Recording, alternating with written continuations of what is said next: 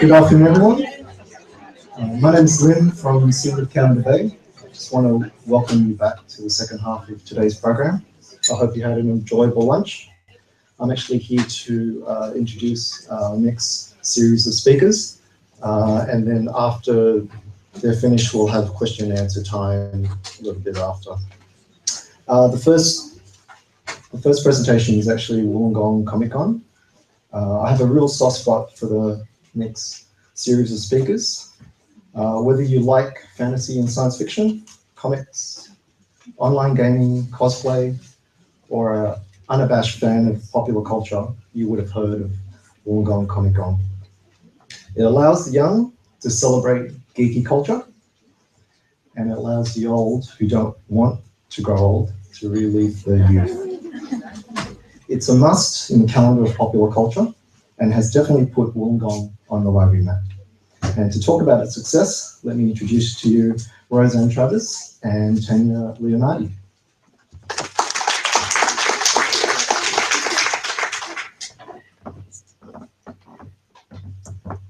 I'm Tanya. I'm Roseanne. Hi. And we're here to tell you about Comic Con. Now, unfortunately, we don't have all day, but we could talk all day about Comic Con. So we're from Wollongong. And the first thing I can say about Comic Con is while it's a heck of a lot of work, it's the best fun. And if you haven't been, you've got to come this year. So our background, here we go. How it came about, some years ago, a staff member was on holiday in Italy and they were in Lucca. And Lucca had this massive comic festival once a year, runs for 4 days, attracts 240,000 people. And it was my manager at the time, and she thought, oh, what a great way to highlight some of our collections. So we decided, libraries are so much more, and we wanted a free event for youth particularly. And not all pop culture geeks are youths. No. sorry, we're going to have to do swapping. It's a bit cramped up here, but Roseanne's going to take the next one. And I'm going to flip that over for you. Thank you. So our inaugural event was held in 2013 at Corrimal Community Centre and Library. And that's actually a picture of our main exhibition hall right there. We also held the cosplay in competition in that hall, which is kind of a bit laughable now because we barely fit them in a big auditorium. That first event, 10 staff, took 6 months to plan, and the day was 4 hours long, and we attracted 1,300 people. The next year, in 2014, we had moved into Wollongong Central. So we had the library, we had the town hall as our main exhibition centre, and we also showed in the art gallery. That year, the event went for 6 hours, and we attracted 4,000 people. Last year, we were in the same place, but we also commandeered Civic Plaza, which kind of connects the 3 sites. We had wrestlers and Batman with his Batmobile in the Civic Plaza to sort of join them all together. It also went for 6 hours, but last year we attracted 5,800 people. So this year we're really hoping that we're going to break that 6,000 mark. Tanya. So the next thing we'll talk about is staffing and planning. It's a library-based event, and it's run by library staff in time that we find out of our regular day. No extra time, no extra anything to do it. And sometimes we tear our hair out and say, I don't have time for this, but somehow we get it done. We do. The first one, and we also bring in other areas. So we're collaborating with our gallery staff who are actually part of council because they are looking at booking artists and events and things that are sympathetic to Comic Gong, and they've already booked things for 2017, which is awesome for us. And our youth services, they're so keen, but they're a little bit remote from our location. So they actually send staff and come to our meetings and get really involved, but unfortunately don't do anything with the youth centre and their venue, but they're still very involved. And then we've got all the things in council that we need help with, our system. Pathway is our friend. Big friend this year, no documentation. Because it auto-generates everything, which makes our lives much easier. And then on the day, we've got layers of staffing. We've usually got our project team, which we'll tell you about. I can tell you about it now. We've usually got a project team of about 10 staff. We also have a steering committee, which is basically our executive management for the library, and everything's done by that team. The very first one took 6 months to plan. From then on, we actually spent the whole 12 months in planning, and we never start early enough. It is so much work. We, have project plans and marketing plans and communication plans, and we marketing collateral, which are always a bit hit and miss. We never know we're going to choose the right things. Over 1,100 staff hours went into Comic Gong 2015, and I'm thinking we're on about track for the same amount of staff hours for this coming one. It's a bit noisy. So like Larissa said, we've got a number of locations that we use on the day, and we have layers of staffing. So the project team, other library staff who are all paid to work on the day, council staff volunteer, we get volunteers from the community. We've done some partnerships with TAFE, and they send some of their events and marketing students to do it. They actually have to perform not perform, but they have to work at Comic Gong to actually get their qualifications. Which can be a bit hit and miss, just to let you know. Absolutely. So I think that's enough about that. And okay. Swap again. So satisfaction guaranteed. What data have we gathered so far? We began in 2013 with one graphic novel collection, which was designated a youth collection. We now have 3. We have an adult graphic novel collection, which doesn't imply adults, just, slightly older material. Well, if any of you are familiar with a lot of the anime and manga, that's actually tends to be what it is. We still have our youth graphic novel collection, which is incredibly popular, But we also have a junior graphic novel collection, which we did have before, but was actually integrated through the junior fiction collection, and we've now separated that out as well. Those stats that you see in the blue square on the screen, they are big, and I will admit that a lot of that, especially the adult graphic novel collection, is because we started with practically nothing. So it looks fantastic. Hopefully we can see that trend continue. Our membership has increased since 2013, as you can see, pretty much 50% overall.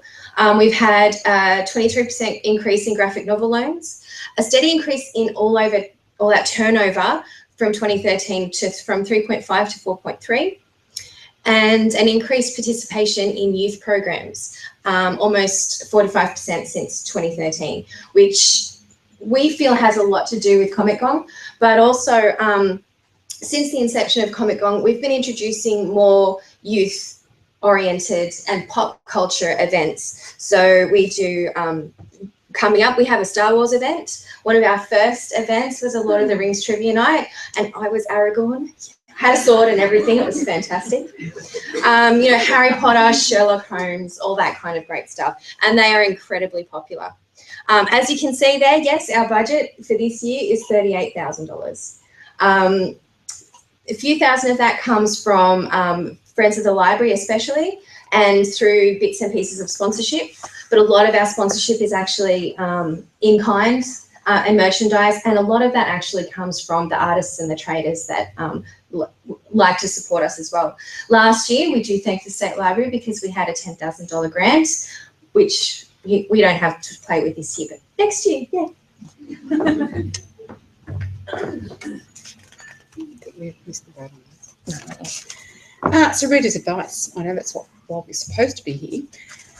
When we were investigating Comic Con, we did find a quote somewhere, and we didn't go back and verify because we're very bad librarians. But it's been found that their graphic novels are a great bridge to learning. It increases social capital through exposure to ideas and philosophy and literature. And by showcasing all kinds of pop culture, we're expanding our reach. It's a very inclusive festival. For example, we've got some things there. What kid wants to go and read Pride and Prejudice generally, but how many kids want to read Pride and Prejudice and Zombies? It's basically the same story, but and it's awesome. It's awesome. So with RA, what we've found is because our collections have grown and they're becoming more used, we need to make sure that we're restocking as items fall apart, because by their nature, they're heavily used and they do tend to break their perfect bind. Yes, I saw that. And to make sure that we try and buy in series, which sometimes is difficult, but we do work with our suppliers to try and make sure that happens. Next slide there. We actually thought our target group was youth, but we were sort of wrong. Our main target is 18s to 35s, and it's not just those young people who like this cool poppy culture stuff. It's people who have been that in the past and now have families and they're bringing their kids along. And it's just such an inclusive thing to see all these people out there having a great time doing the things they love, which they can't usually do in Wollongong because we don't have anything like that. Don't forget the stuff. And yet with RA Reversed, these people are telling us what we need in our collections because we know experts. So we've worked with our customer base, particularly our youth group, and our suppliers to make sure that we're buying what people want to read. Social media. All we've got is our Facebook page, apart from our little section of the library website. The difference between the two is while the library website, the Comic Gong page sits static for most of the year until the lead up to Comic Gong, the Facebook page is live all year.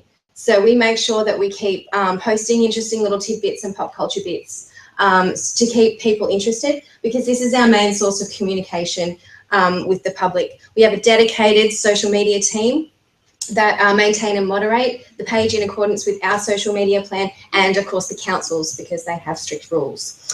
And Without even having our own Instagram account, we have over 680 instances of hashtag Comic Con related hashtags, which is a testament to the fact that, you know, people like to post things about us and about them experiencing the event. And as you can see, we already got hashtag 2016 happening. We've got about 7 posts at the moment, which is a mix of customers, like people, cosplayers, and one of our artists as well. So we realize that that's kind of small fry in the Instagram world, but we're hoping to push 1,000 soon. So yeah, that's sort of shows the investment that the community has in our event, and that it's, you know, all the posts, they're not just from us, they're not just from the artists or the traders, they're from the cosplayers and the people that come and enjoy the event.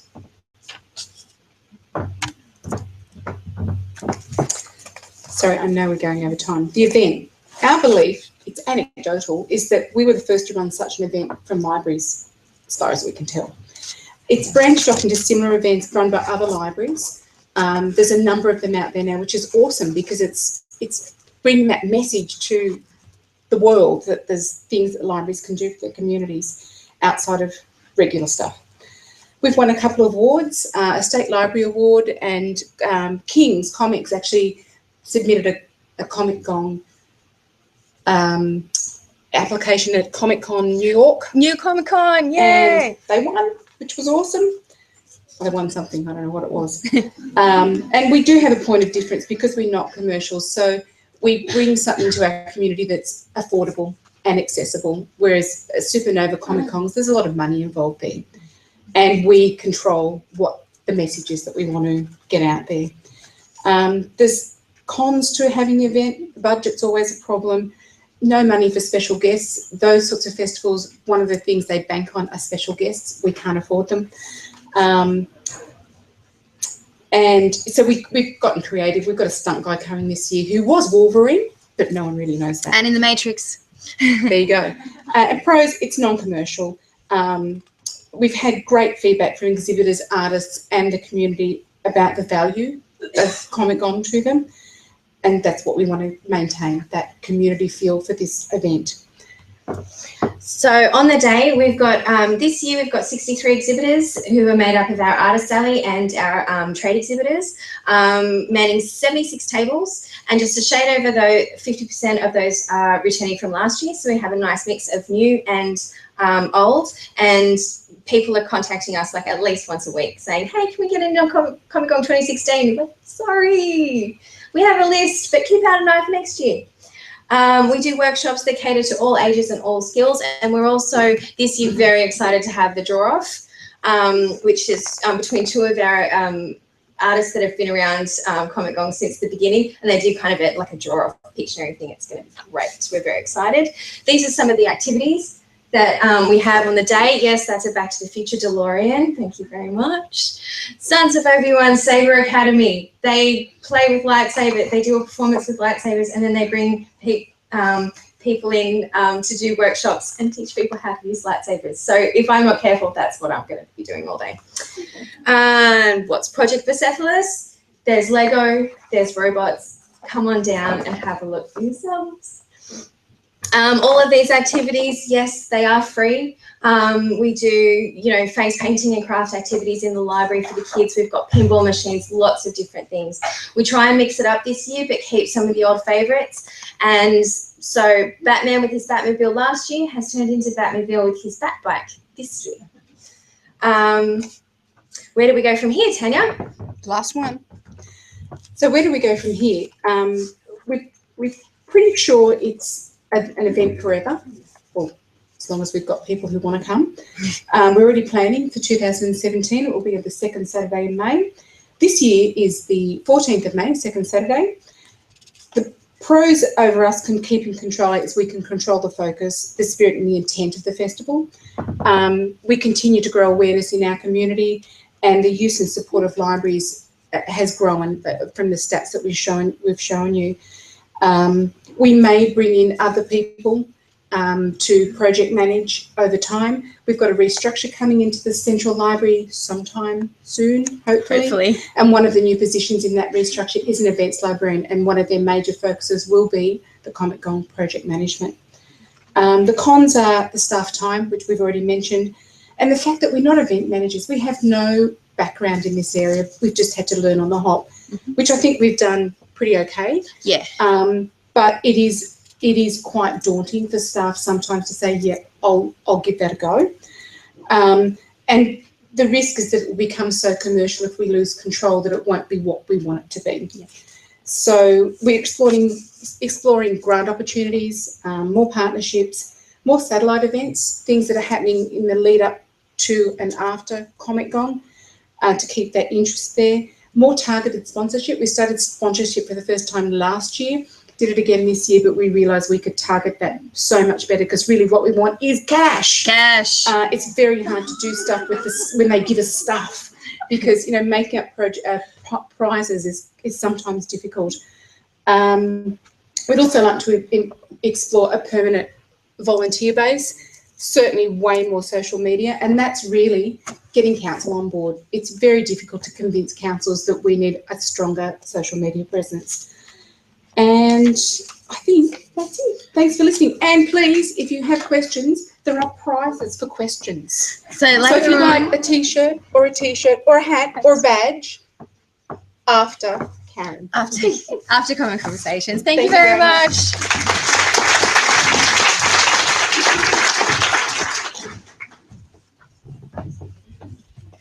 Thank you, Wollongong Comic Gong. Sounds like a very fun and exciting day. A lot of work, I'm sure.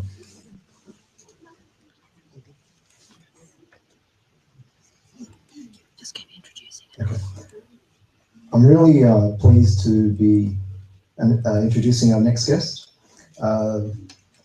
Sydney Comic Conversation is fast becoming a Sydney equivalent to the Wollongong Comic Gong.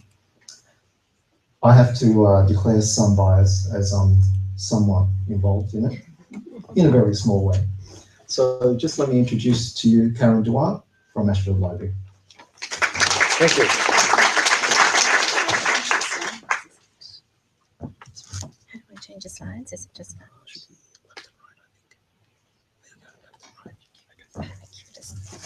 making sure I know how to change the slides? And thank you, Comic Gong. I'm a little bit overwhelmed after that because Comic Conversation is a bit of a different event, and I wish we had the money and the resources, but I just would like to tell you a little bit about our event, Comic Conversation. So Comic Conversation began its life in 2014 at my library, Ashfield Library, and we wanted to run a graphic novel event to highlight our collections with a focus on the people that create them. So that's, I had the great joy of when we designed our new library to put in an adult graphic novel genre room. So that was it when it first opened and very tidy. It does not look like that now. Comic Conversation was designed as a meet and a mingle between the comics community and the library going public. So it started in 2014 and we hosted it actually in the library on a Saturday afternoon starting at 4 p.m. We had Mary Amber performing her Greek pop. We held workshops, panel sessions. We hosted an artist alley. The creators sold their works and they talked with people.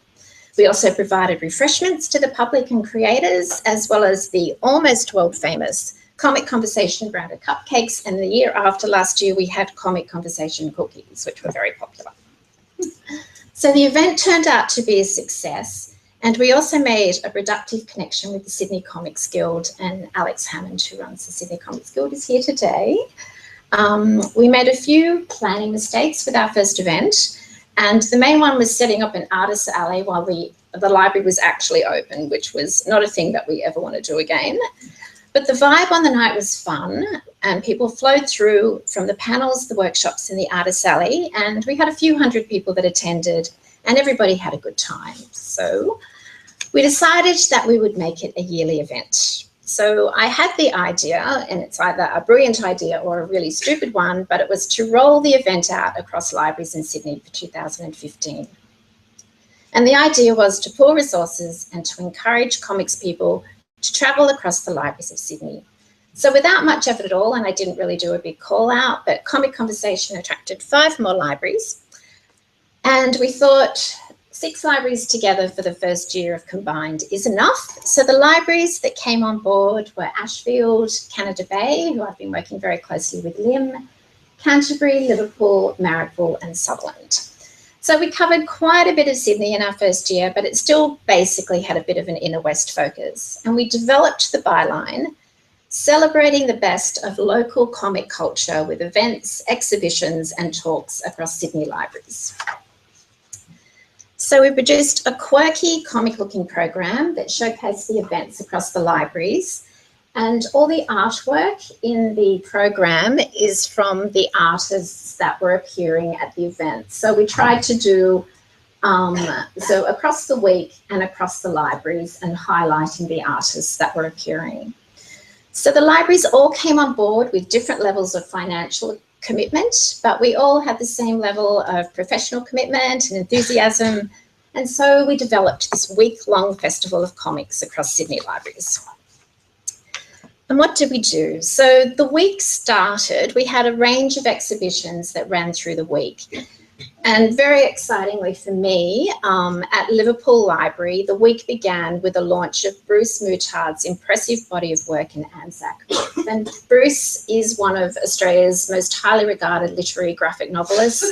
He lives in Melbourne. He came up, I met him actually at Comic Gong and got to talk with him, and he's been totally on board from the start, came up from Melbourne on this first unplanned, untested event. So I was very excited. And that's the gorgeous exhibition space that Liverpool Library has. So the benefit of working across libraries is that the libraries have different pros and cons. So with Liverpool, we could use that beautiful space. That's Bruce. We had a lovely exhibition launch and he talked about his works. And that's just an image of how engaged the people were with the works. It was an extraordinary exhibition. Somebody else that I totally love working with is Thomas Campi. And Thomas actually came out from Italy, and Comic Conversation was his first event in Australia, which I was very excited about. And he is an Italian visual comic creator, and Campsie Library hosted his gorgeous exhibition of works. So that was the poster that Canterbury put outside their library. It was huge and it was promoting it. So it's just an example of Thomas's works there. One of the other exhibitions we had was at Sutherland Library, and they interestingly did a combination of local comic artists, and they called it Outside the Panels. And I actually purchased that work from Marcelo, so that's was my little connection with that. And it featured artists such as Pete Fairfax, Hayden Fryer, who is going to talk after me today, Matthew Lynn and Marcelo Byers. So that's some of Matthew's works, and they are some of Hayden's works that were exhibited. So Five Dock Library hosted on their gorgeous red walls an exhibition by Regine Clark, and they entitled it Illustrated Stories. So that was kind of the range of exhibitions that we had, but we also held some professional development panel sessions at Marrickville and Liverpool libraries. So Marrickville Library hosted the Buy My Work evening event, and it was an amazing panel of speakers discussing tips for creators in getting their works published. Very excitingly, Jordan Bazar, who is one of the co-creators of the Graphic Festival at the Sydney Opera House, contacted us through our Facebook page and was really excited by the concept of a festival of comic artists across the libraries of Sydney. And so I asked him, would he like to be involved? So that is Jordan Bazar, Queenie Chan and Stephen Ford and Bruce Moutarde were on that panel as well. And it was the most engaging talk. And I think one of the things we want to do is kind of give back to the comics community, help them with their professional development, and also get their works into the libraries. And we also hosted a series of workshops. So this is one that we had. That's the Leslie Vamos workshop at Sutherland Library, and that was the image that Leslie gave to us for that. And so over an incredibly exciting weekend, Canada Bay Library installed the throne from Game of Thrones at their library and hosted some fun tie-in events. So as you can see, they had some very special guests that dropped by, and that's to check out the graphic novel collections. And a highlight of their event was that you could actually sit on the throne, which I very excitedly did. I didn't show my photo of me sitting on the throne, but there are some other people, and yeah, that was quite a coup, I think. Oh, there he is. But again, it's all about the comics, and so Richard Smith dropped by to promote his graphic novel Mask. Liverpool Library, who had a huge budget for this, held a fun and colourful family festival day, which was hugely successful. They also had Batman and the car that he drives. They had kids doing cosplay, superhero cosplay. And also Mary Amber performed, and Mary is always happy to sing at any comic event that is held in Sydney anywhere. And at my library, Ashford Library, we held the closing event, and we held a large artists alley, and we held some workshops as well. So that's Julie Dietrich, who is a great supporter of our event as well. That's Karen Bellars, who did a collaboration workshop. And after the week-long festivities, I took all the comics creators out to dinner and at a local Chinese restaurant, and so that was a nice way to finish off the event. So 2015 finished, we picked ourselves up after all the exhausting work, and we reviewed what went right and what went wrong. And what we thought went wrong last year was the marketing and not tapping well enough into the established comic reader group. So that is something that we are really focused on this year. I think Comic Con do that excellently. I'm learning from everything that you do. So taking all of the learnings that we had into account, Comic Conversation 2016 is being planned, but it is grown again. So we have just engaged 8 more public libraries who contacted us about coming on board this year. So Comic Conversation 2016 is going to be held across 14 Sydney public libraries, and I am so very excited. So the new libraries on board are, in no particular order, Leichhardt, Manly, Camden, Kogarah, Ku-ring-gai, North Sydney, Auburn and Randwick. And I thank them all for coming on board. It's just been awesome starting working with such a large group of libraries. So we are now covering an even greater area of Sydney, and we're going to look more at putting out a combined press release and again doing a combined flyer across the libraries, and we'll have to see how we can fit 14 libraries into one flyer, but that is our challenge. We've also, one of our learnings, we think we timed the event badly last year, so we've moved it to a July date this year. It's going to be the beginning of July, again across a week, and it is still in the school holidays, so it can tie in with school holidays. So CCV 16 is going to be launched in May. We are partnering with Books Kinnikinnia, and we are going to tie in with their Free Comic Book Day. And at an evening event in May, we are going to, I've asked Thomas Campi, the Italian artist, he will be doing a live drawing session, and it will be accompanied by music. He'll be promoting his new book, Macaroni, which Thomas's work is just extraordinary, and I think it gives a different focus on what graphic novels can be. Okay, so we have begun planning and scheduling for 2016, and this year we are theming it across, we are calling it a comics trail. So every library, every one of the 14 libraries is having a comics trail event. 14 artists, 14 libraries, and each of the libraries will be a stop on the CCV 16 Creator Trail. As well, we're hosting exhibitions, exhibition launches, panel discussions, workshops, performances, and comics labs. There is going to be lots of interactions between the comics community, the library going public of all ages, and comics fans, and it's all about promoting our graphic novel collections. So I would actually like to see lots of librarians coming to our events if you are free. And we would actually like to talk with any libraries who may be interested in cross-promoting with your events. We did a lot of cross-promotion with Comic Gong last year. I think there's a really lovely synergy. I think it's just a beautiful thing working together.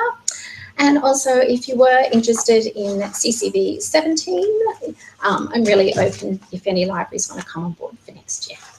So thank you.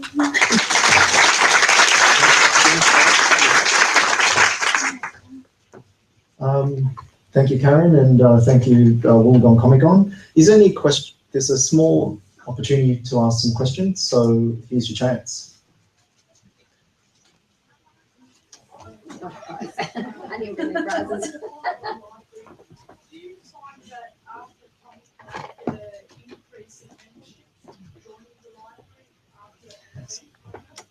Yes, we do actually. It's hard to chart and it's hard to really pinpoint that that's what it is. But you know, it's kind of self-evident in a way that you know, if our memberships have increased more than they have in previous years after Comic Gong started, and there hasn't been any other major introductions of anything new, then we can sort of attribute that to Comic Gong. Yeah. I was going to ask for, and I know about the Gong. Yeah. It's a big one. But I didn't know that I'm in the NOS, and my fascination is as a student with GS, that this sort of event is something that it's growing across. Is it because there's been a turn away from the younger people going to the internet and reading a lot more ebooks, and now having an event that really brings them back into the community? Have you found that you're getting a lot more kids approaching you and getting involved all year round? Have you noticed that there's that they're more available to the library? I think it's been tied in. I have a very soft voice, so I'll just stand here. I think it actually has been tied into libraries developing their graphic novel collections. I think the people were out there. I know, like I started the adult graphic novel collection about 10 years ago. I put it out on a Friday and I had a few bays of books and they were all gone on the Monday. No promotion, no advertising. I think it's tied in with actually putting the graphic novels into the libraries. I don't think it's so much the kids. I think it's the blokes that have come in. I'm just interested in anyone under the age of 40 is true. Okay, all right. Yes, so yeah, and definitely, I can definitely see a different demographic that is coming into the library and engaging with the graphic novel collections. Definitely. And we've had the same thing. Yeah. Can I say, I think it was really brilliant the way Wollongong could actually quantify the staff hours and all the other numbers associated with it. I think that's actually awesome, and it really builds on the point Melanie was making earlier. I was wondering, with the 14 libraries, are you actually looking at a similar accounting for strategic reporting back to your councils? Just building on Melanie's point this morning, because I thought it actually was really powerful. Yes, The it way, is. how do you prove there's a point? And then that actually gives the next 14 libraries the evidence to go in, because the first 14 libraries have this evidence of, it took this amount of staff time, it delivered this amount of stuff. I mean, yeah. Yeah, and it's a really good point. And I guess also, the point is that it's been very organic. Yeah. Yeah, I just think for greater accountability, it's actually going to make it easier for the next 14 to go in, because there will be this number of staff hours invested. Yeah, and it's I am huge. impressed. Yeah, but I'm impressed that Wollongong prepared to say in public they're huge staff hours, but frankly, you're getting a really big return on your investment. Like, you've got 5,800 people.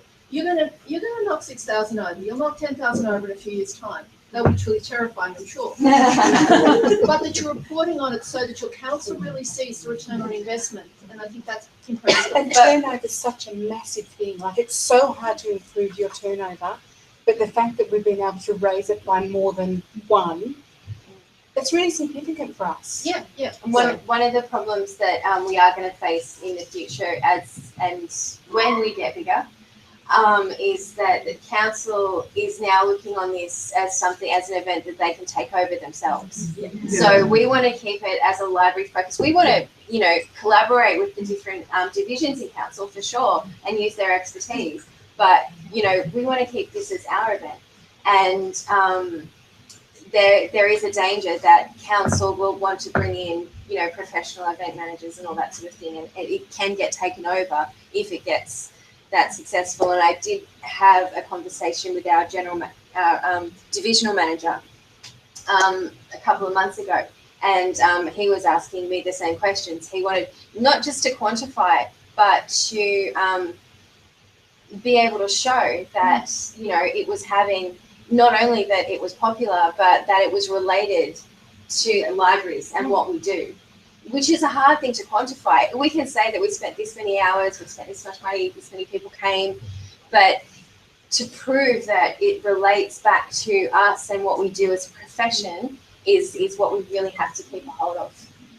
We've got enough time for just one more question, and then afterwards, after the meeting. You said you had adult graphic novels, youth and junior. I was just wondering which collection was better used. Probably our youth, because we've had it the longest, Right. but our adult collections are not even 12 months old yet. No.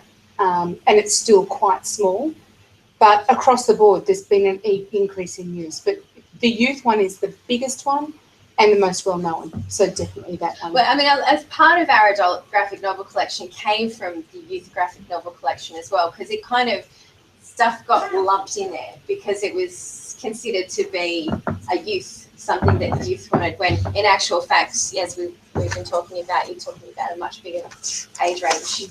How do you distinguish what goes in adult and what goes in youth?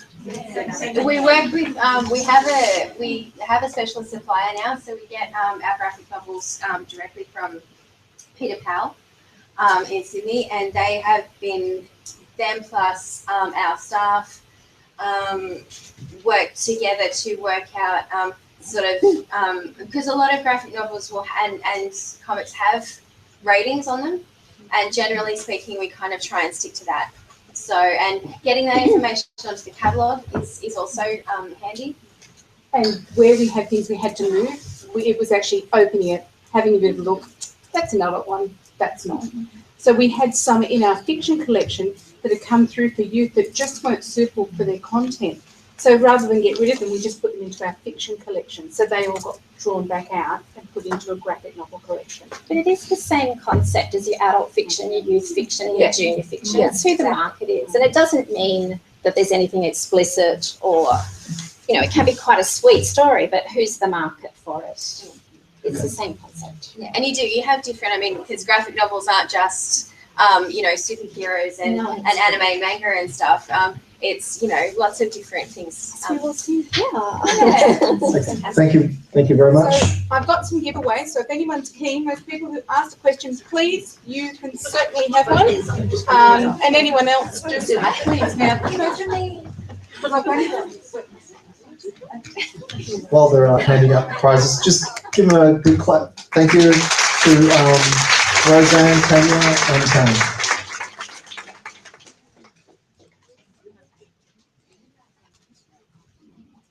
And in keeping with today's theme of graphic novels and westerns, I would like to introduce our next speaker. He's a comic writer, illustrator, publisher, as well as a participant of both the Wollongong Comic Con and the Sydney Comic Conversation, Hayden Fry.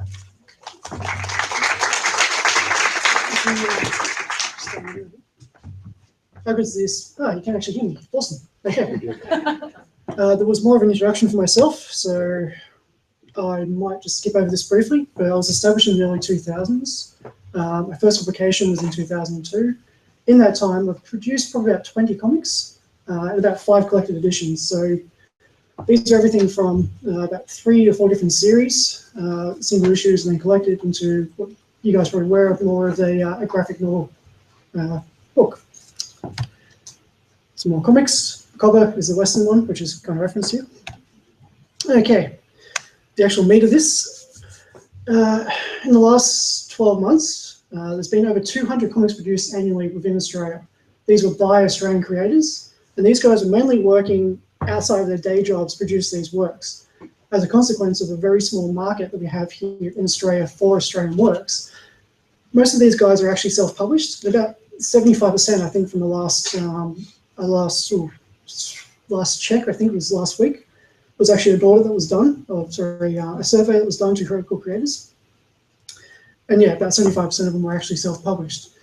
Because everyone's sort of working in their own sort of genres and their own sort of works, a lot of the work is very personal, and a lot of these things are actually coming through direct from the creators. And because of that, you get a wide spectrum of actual work that comes out of the industry or the market. You get everything from autobiographical works through to life-to-life stories, through to high fantasy, high concept, horror, supernatural tales. It's a mixed bag. You can get superheroes to a degree. It's not as big as what it is over in the States, but they are there. The medium itself, because it is such a small area, it is a small sort of marketplace, it's extremely underrepresented with the creative industries. Funding bodies themselves really don't know how to actually handle comics, and it usually sits between the cracks between film and prose, because it incorporates elements of both, but there is no real signifier, and because there's been no recent market for it, then there isn't sort of a backing at all to cover it. And there's been a historical boom and bust cycle because of that. So you get periods of about 10 years where works will suddenly explode, there'll be a lot of publications appearing, it'll die back off again because there just isn't enough support from the groundswell to actually keep it going. When I say the groundswell, the market is actually there. You can find usually mostly these sort of publishers are actually appearing at pop culture expos. So you get Supernova, Armageddon, Oz Comic Con. And you'll find these guys mostly in the Arts Alley. Occasionally you get a large publisher coming through like Gestalt or Milk Shadow Books. And they'll have a like a larger table available. You've got your zine fairs and your trade events, so your writers' festivals. The MCA Zine Fair, I think it's Sticky as well in Melbourne. There's another one in Hobart, which I always forget the name of. There's also the library events, which you heard previously. Comic Conversation and Comic Gong have done fantastic work to actually bring an audience to us and give us an actual platform to be able to introduce our work to a wider range of people. On top of that, you've got the direct market, so you've got your retail shops, you've got online through Comixology, and the online stuff has probably been more recently in the last 5 years. There's been explosion of work going straight to that because you get a wider accessibility for readers, so they can just grab their phones or their tablets and they can read these books pretty easily and quickly. We've also got dedicated awards called the Ledger Awards. It's for comics, or excellence in comics in Australia. It's mainly for Australian creators. You do get people who are working overseas but do live in Australia, and they'll be sort of doing some work for it. There's the Stanley Awards. While it's not dedicated specifically for comics, it is produced by the ACA, so the Australian Cartoonists Association, and both of them sort of go hand in hand. Cartooning as well as comics are essentially the same sort of medium. And you've got the Aurelius Awards, which is more of a speculative fiction, but they do have a specific graphic novel section for it. The comics medium is something personally I love. Obviously, I've spent the last 15 years working in it outside my day job. It's a fantastic medium for telling a story. And from a creative perspective, I can pretty much manipulate the story how I want to do to tell the story exactly what I want it to do and parlay that directly to the reader. And I can play around with different sort of approaches with art, text. I can incorporate musical lyrics into the work. I can be very metaphorical if I want to. I can be more specific. I can guide a reader through a page through the way the panels are produced. We can also add in more subliminal items to it. And because of this, it's very adaptable and very versatile and very flexible. And something that you can actually introduce to a younger audience. And because it's a very native approach to reading a comic. It's sequential. The images are very graphic. If you have someone who's very difficult reading, it's a good introduction, gets them sort of through and up into that area.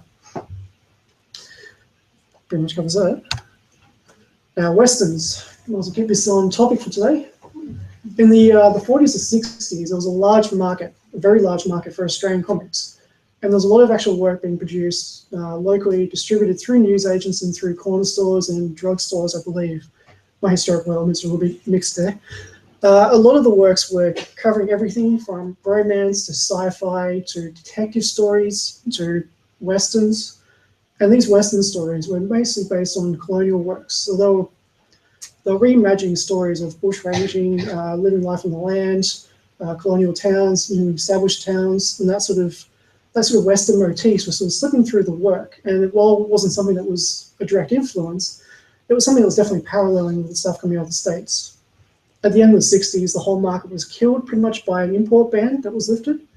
During the war, there was restrictions on paper, and because of that, there was no works coming in from overseas. Once that war was finished, the ban was lifted. Suddenly there was an influx of reprinted work coming in from the States, and this is when, at the same time, superheroes were sort of kicking off and flooding the market. So they pretty much put a lot of Australian publishers out of business overnight. And on top of that, you had television, which was drawing a lot of eyes away from comics, even though they were a disposable medium. Contemporary-wise, so from the 80s through to the 90s, there was a resurgence. A lot of this was actually coming off the back of the American comic book scene. So you had a lot of independent work coming through. And then that sort of died off at the end of the 90s when you had another speculator crash, which pretty much killed the market for what it was. And then since then, it's been getting some more momentum because a lot of work are actually coming through more of a literary base.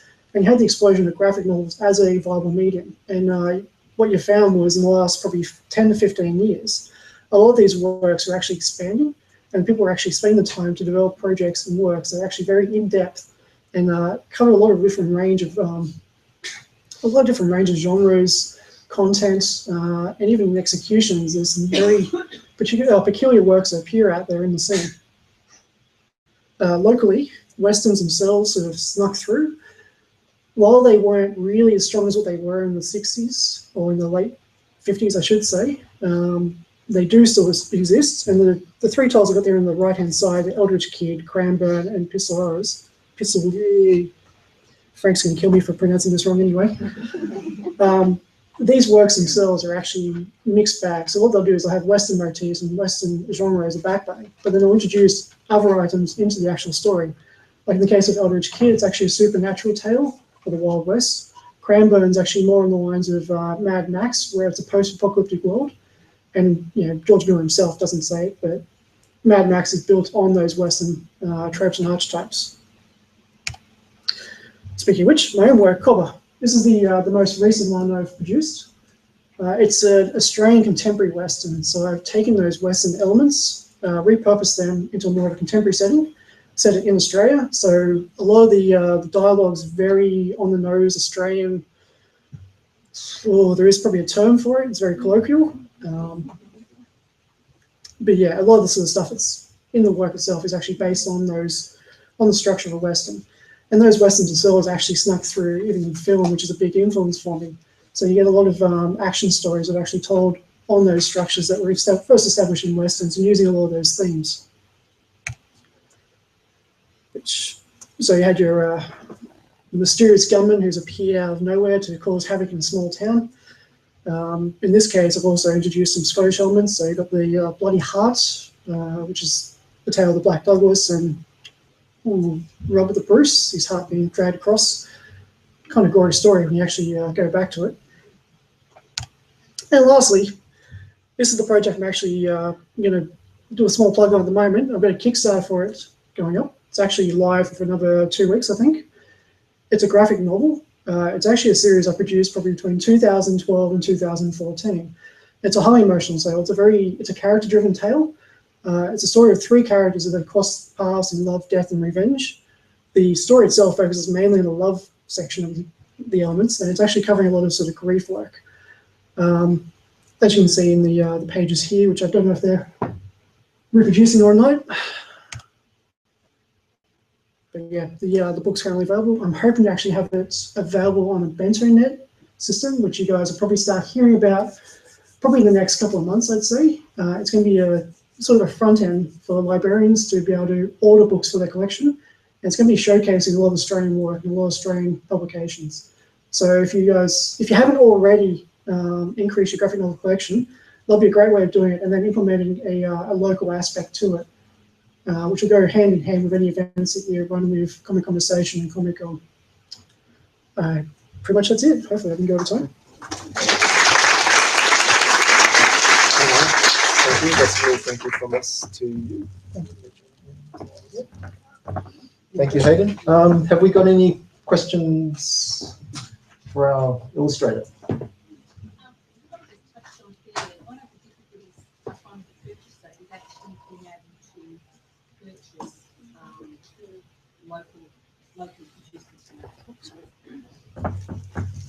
as a publisher, I'm well aware of this. I know how difficult it is to actually, it's like herding cats to deal with artists. And because these guys are self-publishing, getting your hands on the work is very difficult sometimes, which is where those marketplaces come into effect. With the BentoNet program, it's going to be a web plugin or website where you can actually log in and you'll be able to order at wholesale rates, I believe, or at least heavily discounted. Sorry, 10% discount, not wholesale. I'm going to get in trouble for saying wholesale, probably.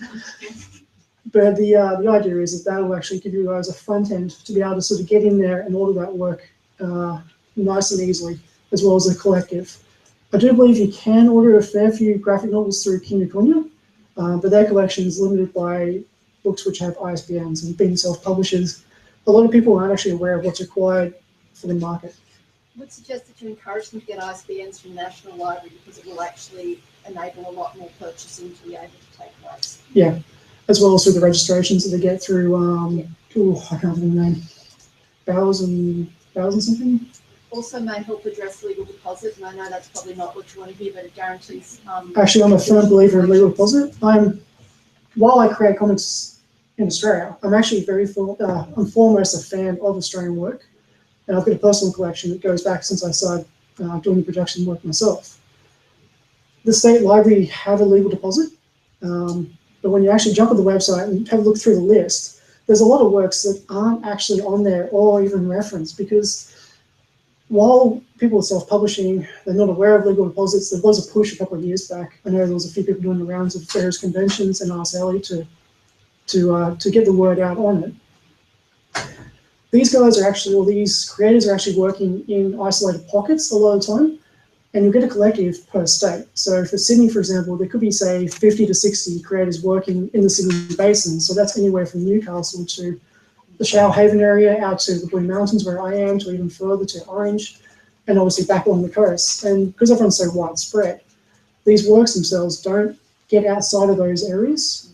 I know for myself, I've actually collected books that if I hadn't spoken to the person directly online, I would never have known the comic even existed. And some of these comics are fantastic. They need a wider audience. So.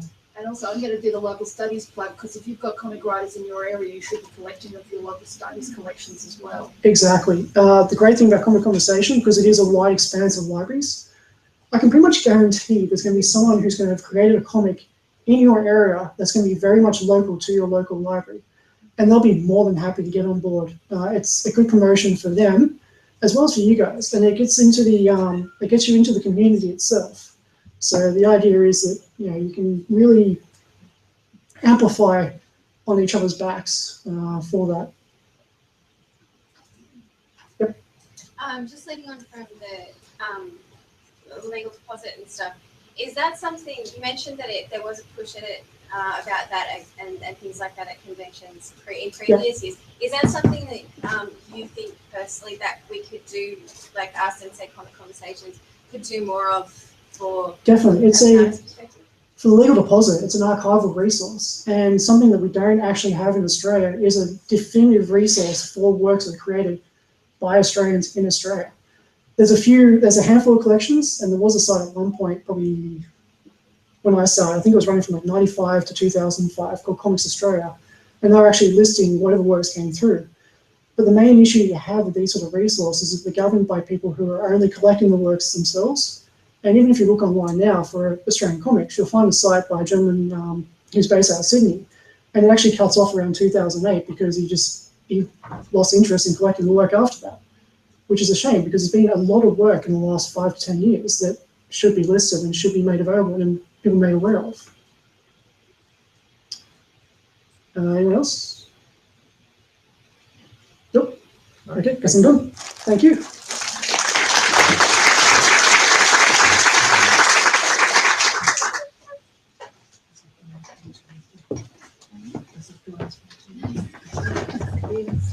I'm Amy Heap from the Brisbane Regional Library. Our next 2 talks are going to be about those programs where a whole community is encouraged to read the one title. We're going to hear from 2 different libraries who are running these programs. And first, I'm going to introduce Michael Scutton from Wagga to talk about One Book, One Wagga.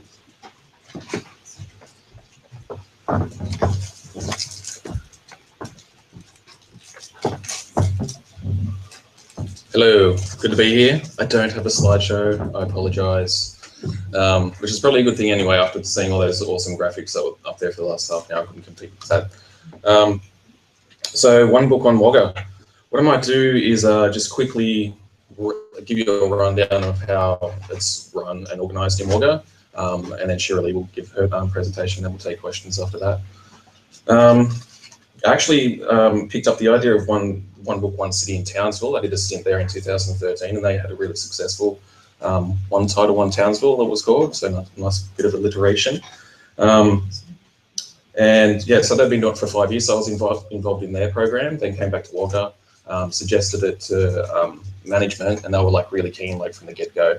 So there wasn't that sort of battle of you know, trying to get it off the ground. It was actually really accepted really quickly.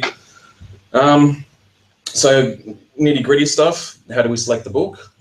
We do it in-house, and we've done that for the last 3 years. The reason we've done that was we're not against consulting with the community or anything like that. It's just that it's because it's a new program.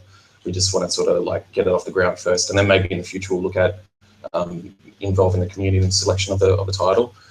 I'm not sure what model we'd use, but yeah, it's something we look at. At the moment, we just trust our library staff. We're all like, we work in the industry, we're professionals, so I think we can be trusted to choose a book for other people to read in the community. And how do we choose it? So might be something like the expected popularity of the book, the themes that the novel or book explores that we might be able to link to the community in some way. Whether or not the book's any good is a big one as well, obviously. And we could take into consideration the age and gender of the author. So for the first 2 years, we had male authors. So this year we specifically chose a female. Other places like Townsville, for example, they use a local model. So they'll look for works that are either focused on Townsville or far north Queensland or Queensland itself, that's just one of those weird parochial Queensland things that you'll find if you ever live in Queensland. Then after the author's selected, we contact the author directly. The first 2 instances it was directly just through their blog or their website or through their agent, and then start negotiating price. We've been really, really fortunate. All 3 that we've worked with so far have agreed to ASA rates or thereabouts. So I've heard stories of other people trying to get visiting authors in and them asking for like $10,000 basically for. So if it's much beyond ASA, that puts us out of the game basically. And just on that topic actually, so one of the key things to finance the whole thing, because our budget is quite small, and the money from this program comes out of the entire programming budget for the year, so it's not its own separate sort of thing. So we look to partner with other organisations or affiliates of the library. So the Friends of the Library, they're a really major group for us. In fact, we wouldn't be able to even get the program off the ground without them. They purchase the books. And when we're talking purchase, we're talking about the first one we purchased 120 copies.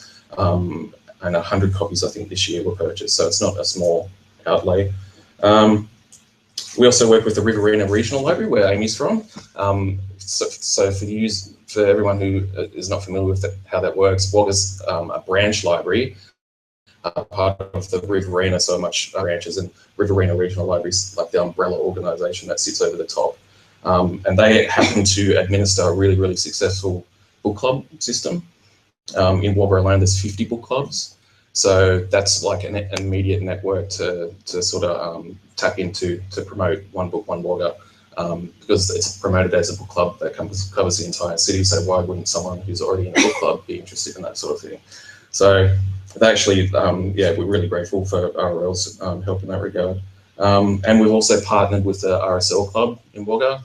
We did use them for the venue and accommodation for author for the first years. Then we wrote them and asked if we could do a long-term agreement, a 3-year partnership, and they've agreed to that. So they provide the conference room, all the facilities, and also the accommodation for the author, which is just fantastic. The Friends of the Library do the flights as well, and all travel arrangements. Then we looked for short-term partnerships, and that might depend on what the novel is. So, for example, the first one was Mark Dappin's Spirit House. So for that, we contacted the Australian Army Band Kapuka to play at the dinner that we have at the end of the event, and they were just more than happy to do that because Spirit House has a connection to the military. It's basically a World War II novel, and that's actually how we kicked off the RSL partnership as well. So if you want to start one, maybe like pick a novel that's related to some sort of convention center that you'd like to get free access to, and then go from there. And the second year we had Liam Pieper. He's Feel Good Head of the Year. And so we purposely chose him just as a younger author. So just a younger voice to see if we could attract a different kind of audience. And so in that instance, we partnered with the local university-run online journal just to try and get to reach that sort of demographic.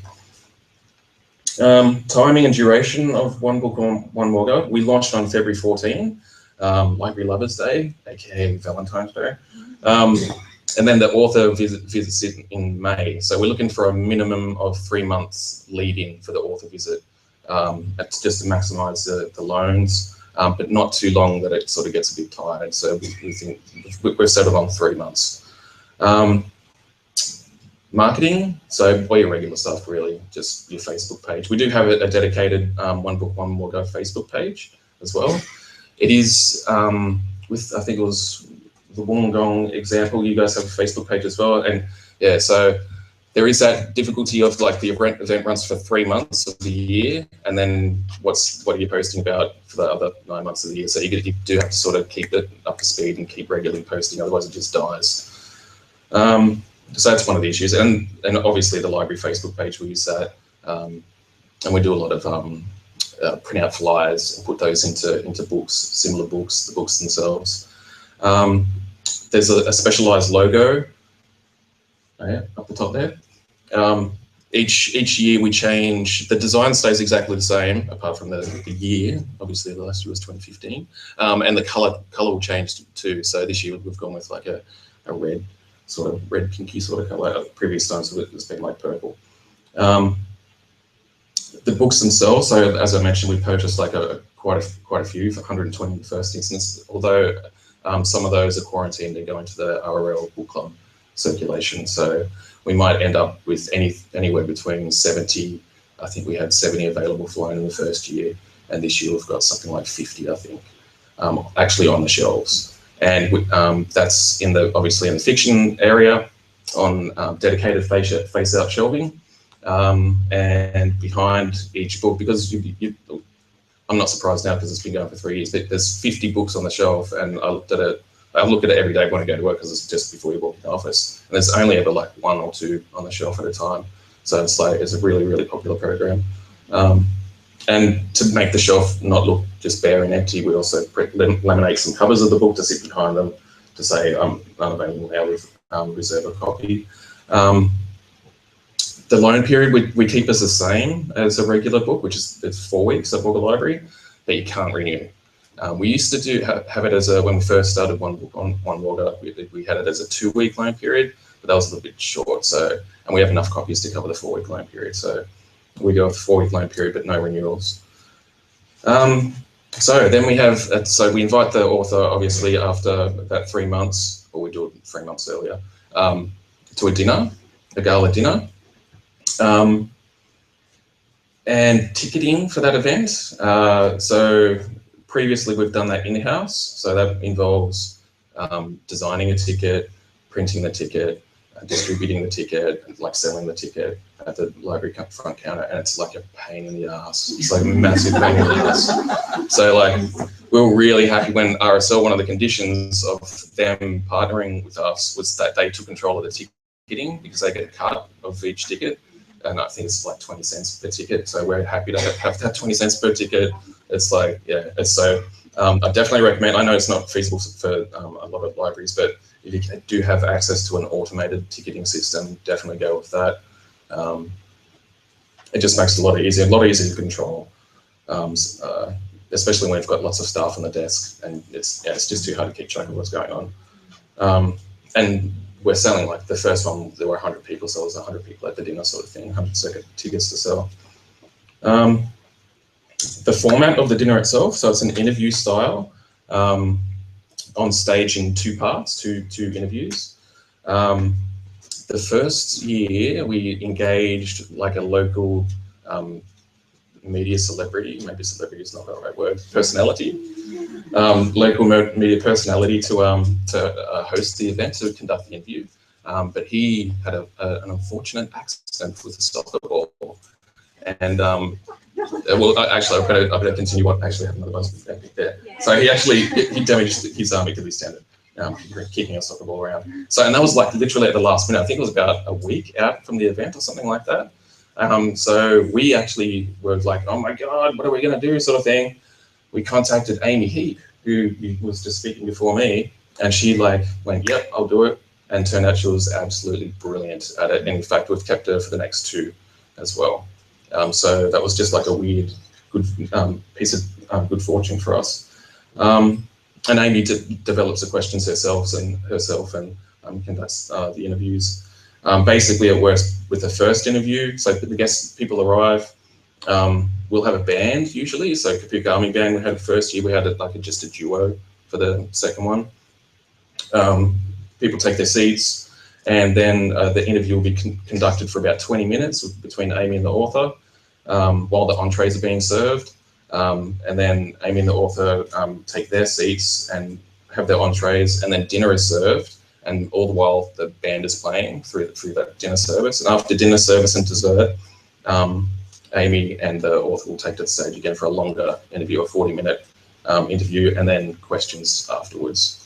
And then everybody has a drink and take some photos and stuff. It's all cool.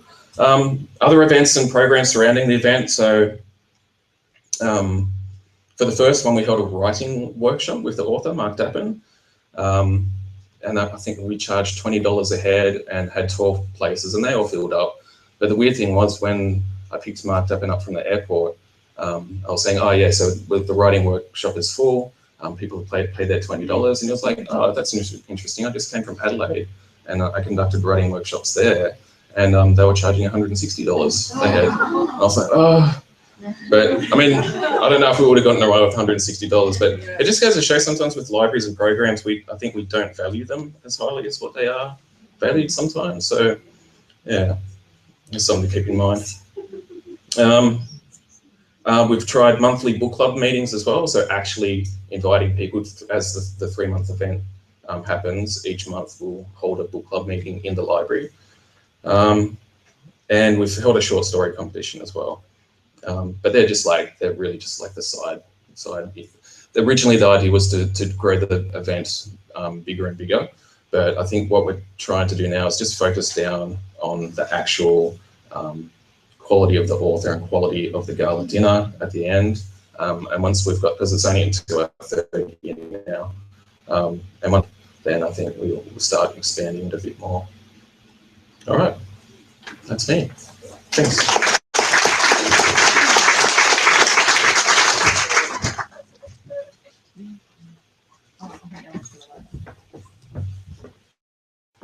Did you even mention, Michael, that it was Franklin winner for this year? I know it was up there, but that is very exciting for me because I get to talk to her, and I had already read that book. Can I just say, we've actually had a bit of luck in the novels that we've chosen. The first one, Mark Dappen, after we'd already chosen him and he'd visited, he was nominated, shortlisted for the Ondaatje Prize. Then Liam Pieper was shortlisted for the New South Wales State Library Biography Award. And then I'm pretty sure it's because the reason why she got the Miles Franklin Award is because we selected her in our meeting room in secret and somehow got out, and yeah, Miles Franklin. So now we get to hear about a similar program run in Tamworth. So I introduce to you Shirley Franks.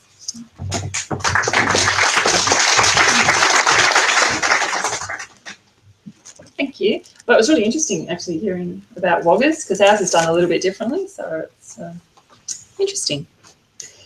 So ours is called One Book, One Region. And we did this as libraries are constantly thinking of ways that we can better engage with our community. And for us, it was about attracting people that don't come to the library. How do we get the library out to the community rather than waiting for them to come to us? So last year we ran our first One Book, One Region promotion. Ours only went for a month. The books arrived on the 1st of July and the author came on the 1st of August, so it was a very short time frame. The book that we chose for this promotion was The Rosie Project.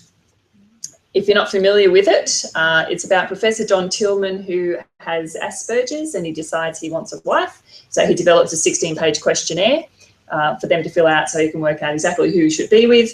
And then, of course, he meets Rosie, which is not in the plan and is not the person that he should be with.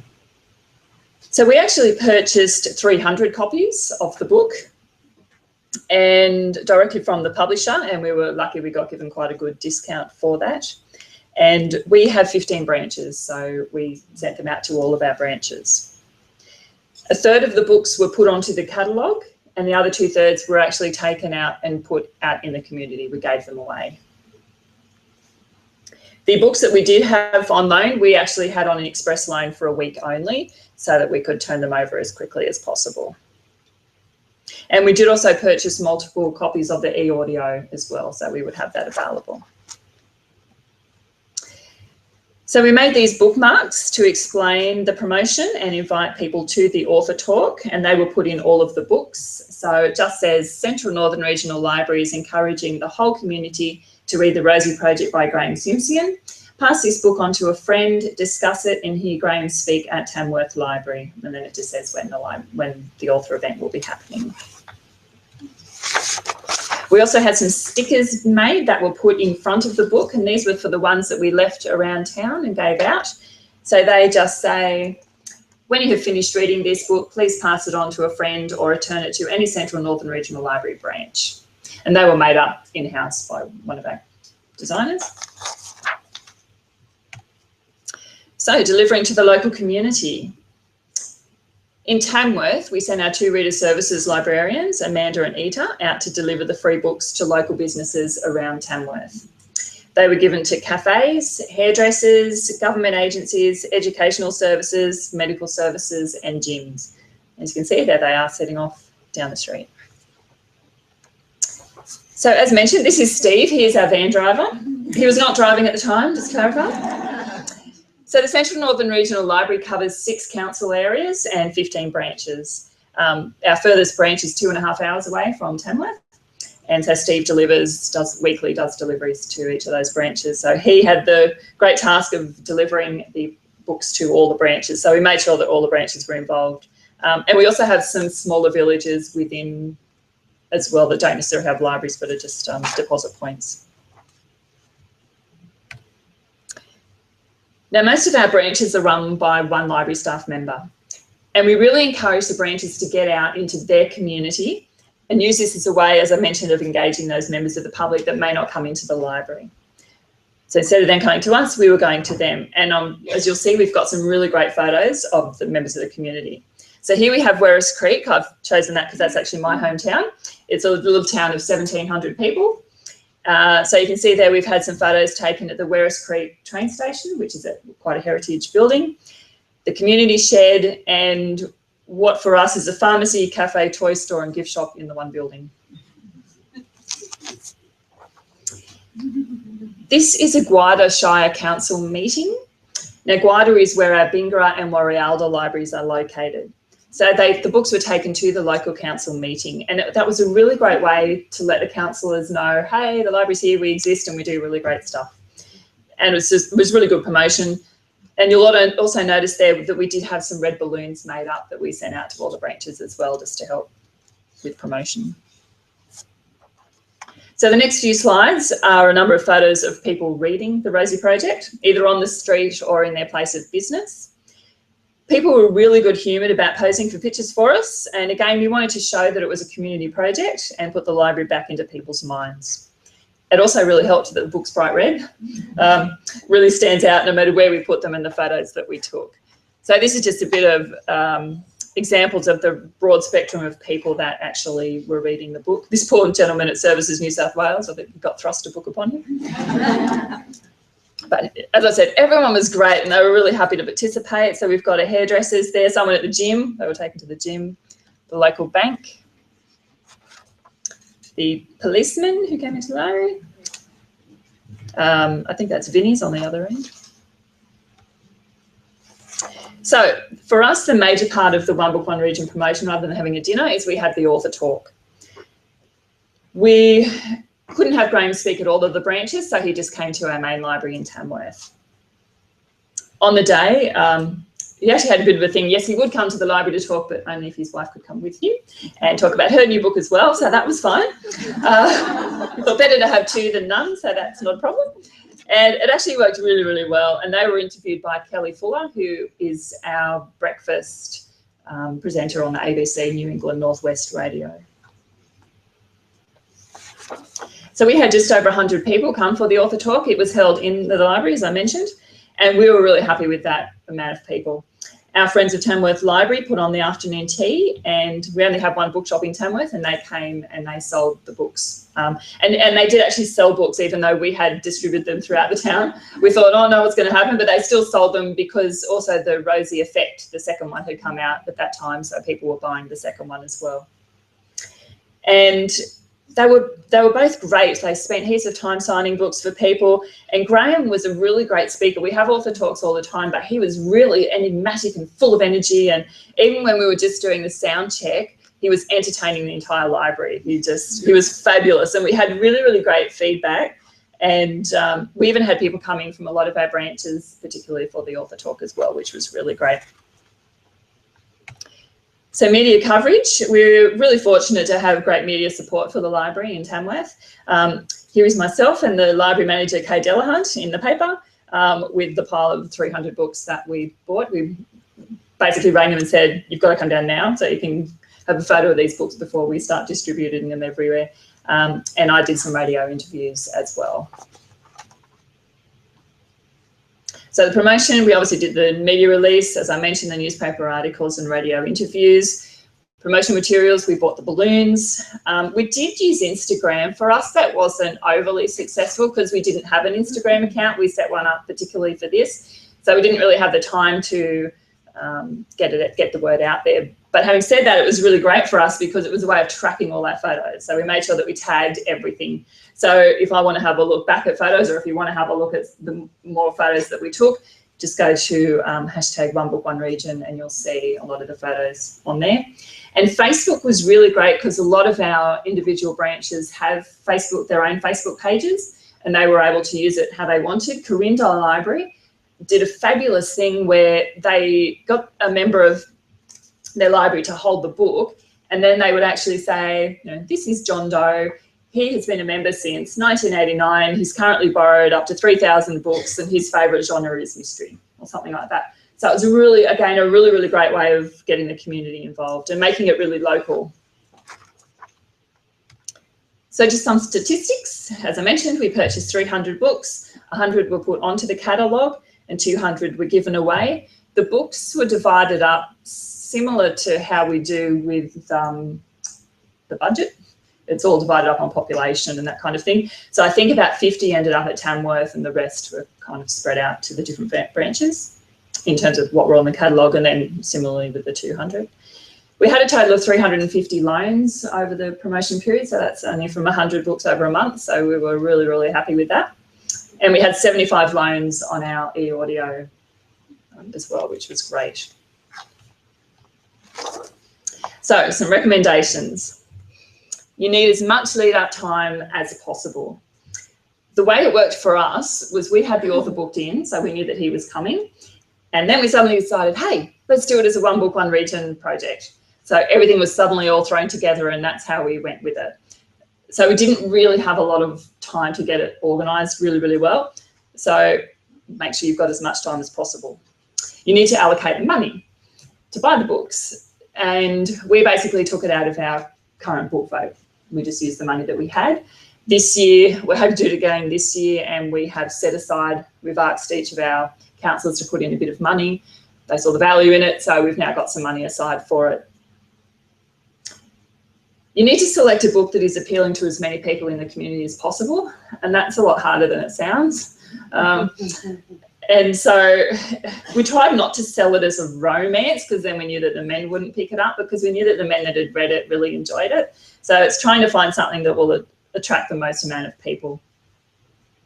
And we also chose the Rosie Project, not just because we had the author, but it was the most borrowed book from Australian libraries in the first quarter of 2015. You need to ensure that all the branches know exactly what they are meant to do. And this is my big learning curve from this project. Because we had some branches that weren't involved in initial meetings and some had casual staff, they didn't really know what it was that they were supposed to do. And I didn't find out until the whole project was over and I started putting all the statistics together to find out that we had 2 branches where the books were all still sitting behind the desk, with them waiting to find out what they were supposed to do with them. So that's my fault, and I take that on board, and next time I'll make sure I'll ring around to every branch and say, how's it going? What are you doing? And so, because our stats would have been so much better, again, if they had been involved. And it was a really missed opportunity for their community, which is a real shame. The Rosie Project Trivia Night, have I got that on? Yes, the Rosie Project Trivia Night at the local pub. Again, this was something that just sprung up. Hey, let's do a trivia night at the pub. If anybody wants any trivia questions on the Rosie Project, we have them all ready to go. Unfortunately, the night itself did not happen because we just didn't get the numbers. We had about, I think, maybe 2 weeks maximum to get it running, and we didn't get numbers, and we just had to cancel it, unfortunately. But we've got the questions just in case. Make sure that you talk to other libraries who have done this before. As you can see, every library does it a little bit differently. We spoke to Port Macquarie Hastings, who were fabulous, and that's how we got the idea for the bookmark and the sticker, and just took on their advice of what to do and what not to do.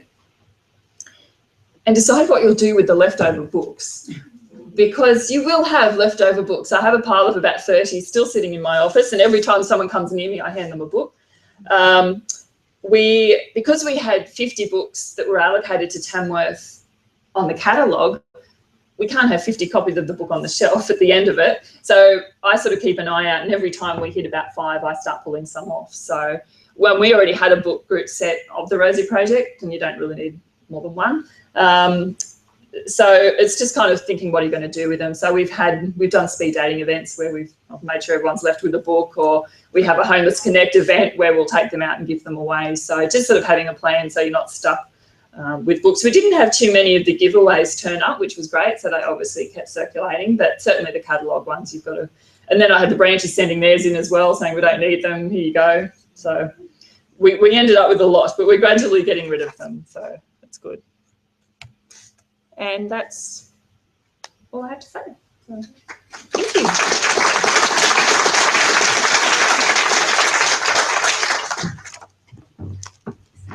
Does anybody have any questions for Michael and Julie? Do you think there'd ever be the option of other libraries like getting on board and then you swap the books? Actually, that was one of the thoughts that we certainly had, because we had so many left over. Every day I look at them and I go, I'm sure there's a library out there that would actually love to have these books. I mean, they are a bit worn, so to speak, because people have read them, but that's certainly an idea you could do, and money, financially wise, that would be great as well. You'd have to invest in the good stickers, you know, the ones that come off again. Yeah, that's true. Yes, you would actually. I'll make sure your sticker's bigger to go over. With our books, the Wagga City Library, we first offer them to the Riverina Regional Library branches, because we're in a slightly different situation to you. Yours is already branch wide, ours isn't. So, and there's like 98 different branch libraries in the Riverina Regional? 19. So we usually get a bit of take up from that. The first one we ran with the Kapuka Army Band, we gave each of those guys a signed copy of it for turning up and playing, and they were just like amazing. And we also did a lucky door prize at the gala dinner as well, to get rid of a few more copies. And then with the ones that we have left over, we generally give them to community organisations like women's shelters, stuff like that. If you just wanted to actually get rid of them, you could offer them to book clubs across. Like whenever we've got spare book club kits to give out, people really want them, so maybe do that. Any other questions? What sort of budget would you recommend? Well, say if you're going to do it again next year, how much do you think it's going to cost you? I can't go into specifics, but it's definitely a few thousand. for the amount that we bought, the 300, but that was pretty much our only cost. We don't pay for authors to come. We pay for their flights and accommodation. And then it was the cost of the books, and then of course Friends of the Library catered. So it was just the few thousand for the books. I'm not allowed to say, sorry. Yep, commercial in confidence, I can't say anything. Can I just say as a suggestion, Edinburgh did a one book thing, and they did Kidnapped, and they did different formats, so this might help with the excess books problem. So you could have it, full and unabridged. There was a kids version, there was a graphic novel version, and there was a graphic novel in Scott's version.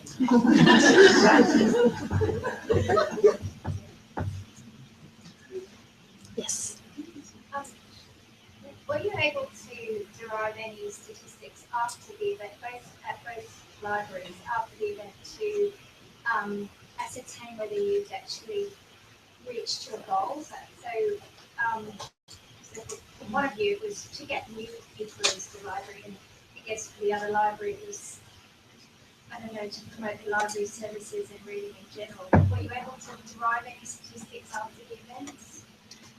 For us, it was probably more anecdotal because we've got the loan figures, but it was definitely feedback from our branch staff saying, well, first of all, they loved it because they didn't really have to organise anything. It was all done. We did it all for them and just sent the books to them. They then obviously had to go out into their community. So it was kind of feedback from them saying how much they got out into the community. And then I guess if they had new members that came back in from that, to be honest, I haven't followed that up, but that would be probably a good thing to do. Yeah, so I think, and I guess the photos and that, showed that we were out in the community and that kind of thing. The library manager certainly felt it was a worthwhile exercise to have done. It was worth the money that we spent on doing it. Yeah, very much the same for Wagga Library. I guess when you started off to kick off the project initially, there's that question of what are you doing it for? Is it the role of this program to provide like a extra service to regular library users, which isn't a bad thing because sometimes they get neglected anyway. They come into your library every week and borrow books, and sometimes there's not that many programs directed at them. Or are you trying to reach a new audience?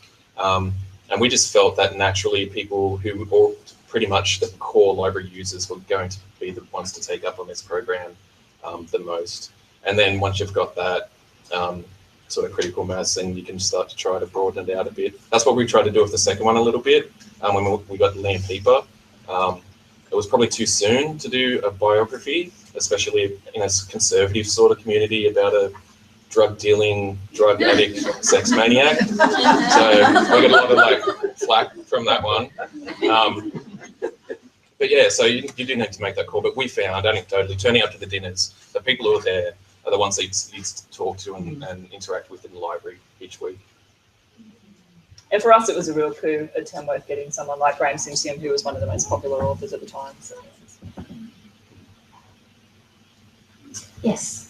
Julie, the books that you go away with, do you have stats on how well they did there at each thing, or was it more anecdotal and you didn't go to the same place? Unfortunately, once they're out there, we can't really track them. I guess the good thing was they didn't come back. They're still going. They're still going round and round, hopefully. So unfortunately, no, you kind of lose control of it, I guess, once it's gone out there. Yeah. Will you use the same places again? I think so, yeah. I know Port Macquarie, they do theirs a little differently. They put them in covers and leave them on walking paths and up mountains and things like that. We didn't really do that. We did deliberately take them into places. But, your dentists and that, they were happy to have them in their reception, the waiting rooms, things like that. So, no one's going to say no to a free book. And often, actually, the staff snaffled them before we could even leave them for their customers. So that was fine, whoever's taking them. But yeah, unfortunately, we don't know how well or otherwise that went. Yes. What about different languages? Did you only have it in English? Some of our communities obviously speak English. Yeah, for Tamworth, it's not too much. We do have a multicultural community, but not of one particular language. So no, it was just English. Yeah, it's pretty much the same. In fact, we were limited. Even the first one, we couldn't get in ebook, I remember. sure Sophie Lagunas will be available in the book. Yeah. But yeah, that didn't really even come up. So we need to get some metro libraries to do a similar talk where they have more multicultural communities. No more questions? Well, thank you very much. Thank you.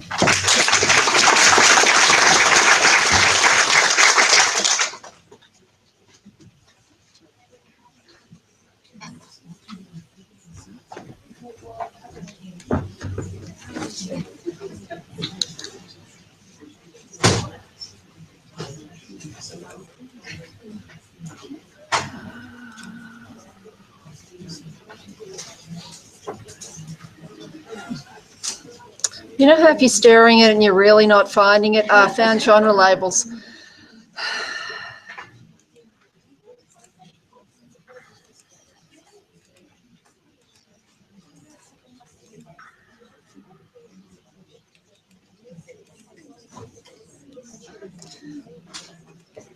I think I'm going to have nightmares about screen sharing by for a few nights.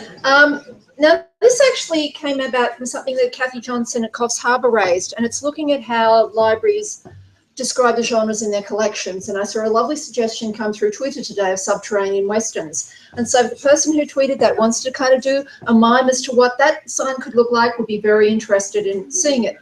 But this is really kind of like, how do you make your collections accessible to communities? And there was an email that was sent around saying, if people have different ways of describing their genres, or they describe different genres differently, because some just are nasty combinations, and they're ones that are being sold by booksellers because they're making kind of cruel combinations together, which makes, in some cases, a lot of assumptions about genres.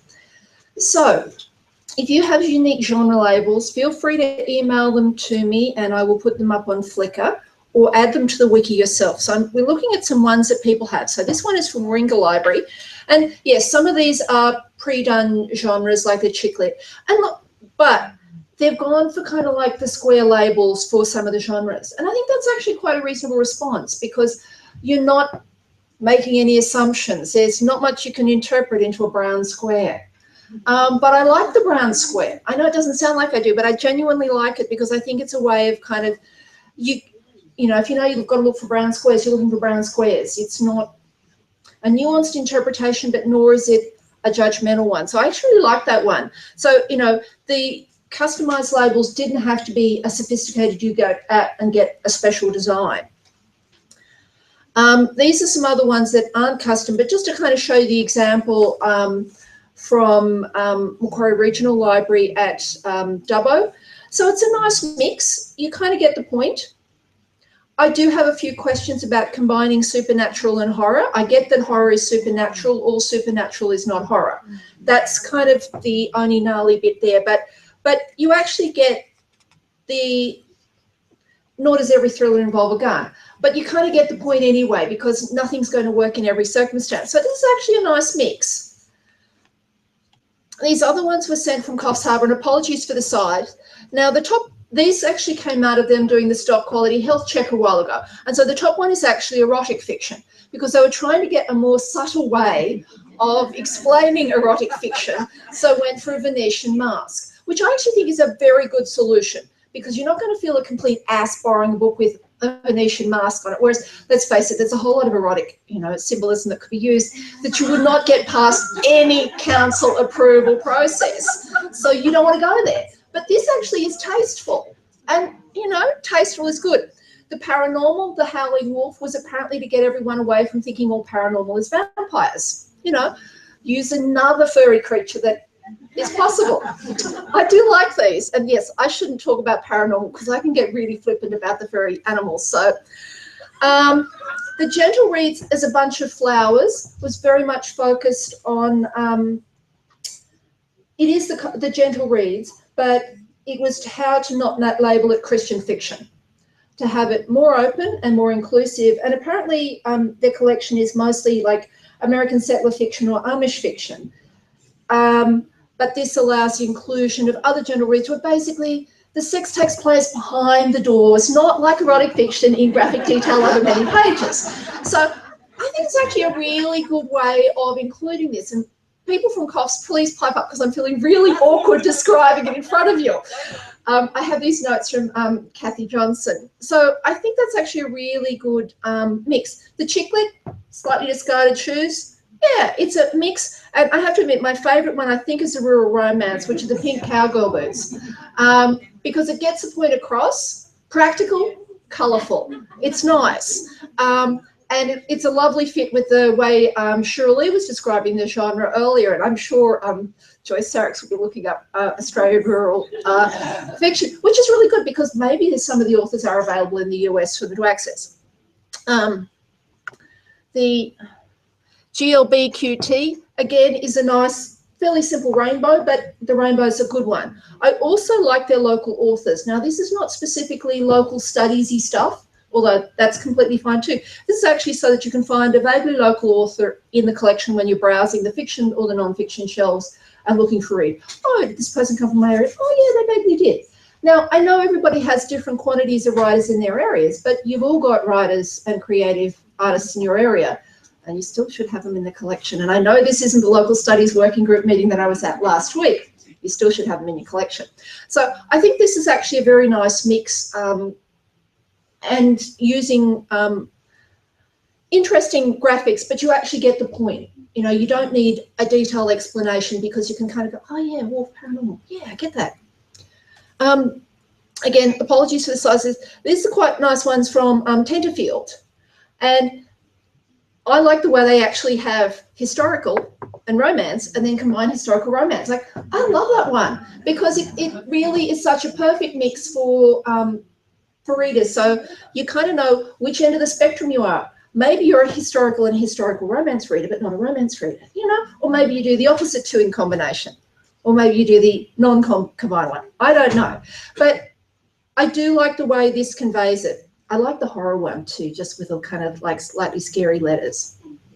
Mind you, the humour one could almost be horror because, you know, I find smiley faces a little bit creepy anyway. That's just a personal response. I get that that's an unusual response. So, yeah, I won't confuse horror and humour. But yeah, again, yeah, I like the way that they've combined a mix of custom board, but also some local ones that were catering well to their community. And I think that's what this is about. And, you know, if you've got a lot of people who want to read subterranean westerns and you have enough in your library that you need to highlight, then maybe it's a genre sticker. And look, I know it's a really split area. Do you genre sticker them? Do you separately collect them? It's a decision you have to make locally. But do any of you have, I suppose, targeted genres that you felt you've had to highlight through a different kind of labelling? I'm also going to say, don't forget non-fiction, because sometimes thinking about non-fiction as genres can also be a helpful overlap too. So are any of you doing customised labels? That's why I didn't get lots of emails. Yes? No, not so much customised labels, but at my branch at Gosford Library and several of the other branches at Gosford Library, we have what we call quick picks. So as our Australian authors collection grows and grows, it's really taking over the other quick picks, but we've got crime and romance and Australian authors. They're still stickered because you can't fit them all on the quick picks shelves, and you need to know where to put them in your shelving. So they've got their stickers on them, but we have our quick picks area, which people can just go to and get an armload of crime fiction or Australian authors. Yes, yeah. And that actually does highlight, you know, you can't genre sticker everything because for so many there's so much overlay. Like the Sisters Brothers example from Joyce Sarix earlier today, which is kind of like they're almost, okay, it wouldn't have needed a rural romance sticker, but there probably weren't that many others that you wouldn't have stuck on its spine. So it's kind of thinking about where is the best fit, but also where you won't alienate readers. Because if you put the wrong one on, your readers will react. You know, like don't put a fantasy one on science fiction. And I know that in some cases it's not as easy as it sounds. There are some ones that do combine elements of both fantasy and science fiction, But there are some that really are definitely on one side of the fence or the other and mislabeling.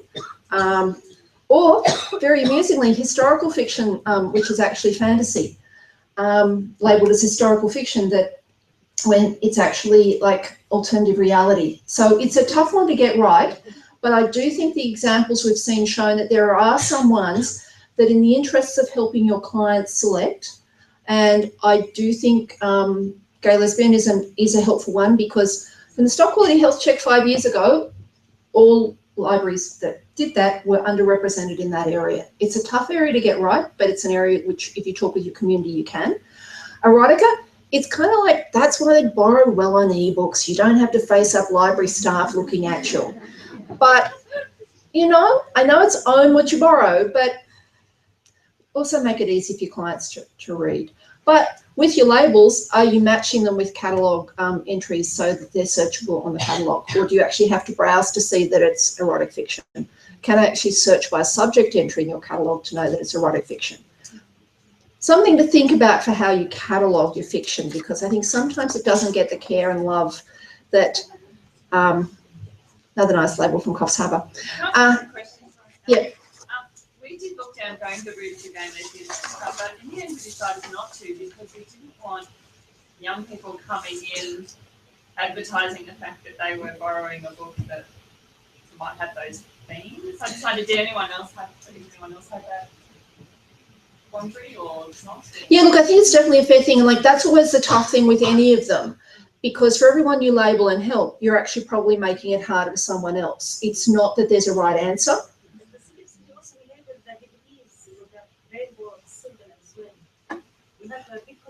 Yeah. And with the heart, I like the 6-year romance has a heart sticker. Yeah. Actually, Yeah. the heart is easy. The main thing for me is if you make a language, make a poster for it. Because I want to know if you look at this romance, if they didn't have a poster, something. Yes. Yeah. And I think what you're raising is also, it sometimes depends on where your library is as to whether it's appropriate, because if maybe in a more conservative rural community, it's tougher to have some of the genres there, because a person borrowing might feel that they're a more marginalised person in the community anyway and don't want to appear more, whereas parts of Sydney, it might just feel completely inclusive. So I'd actually say it's probably worth consulting with your community and consulting with the right parts of community. So consult with your gay and lesbian teenagers and young people about what is appropriate for them. I think that's the key thing with all of this is community consultation around the more sensitive areas. But yeah, keep an eye out for interesting labelling. But if you're doing any, unique stickers in your library because it's a really good reason for your community, please share them with the Readers Advisory Working Group, because it could be a really good idea for other people as well. I'm going to hand over to Helen Cowan now.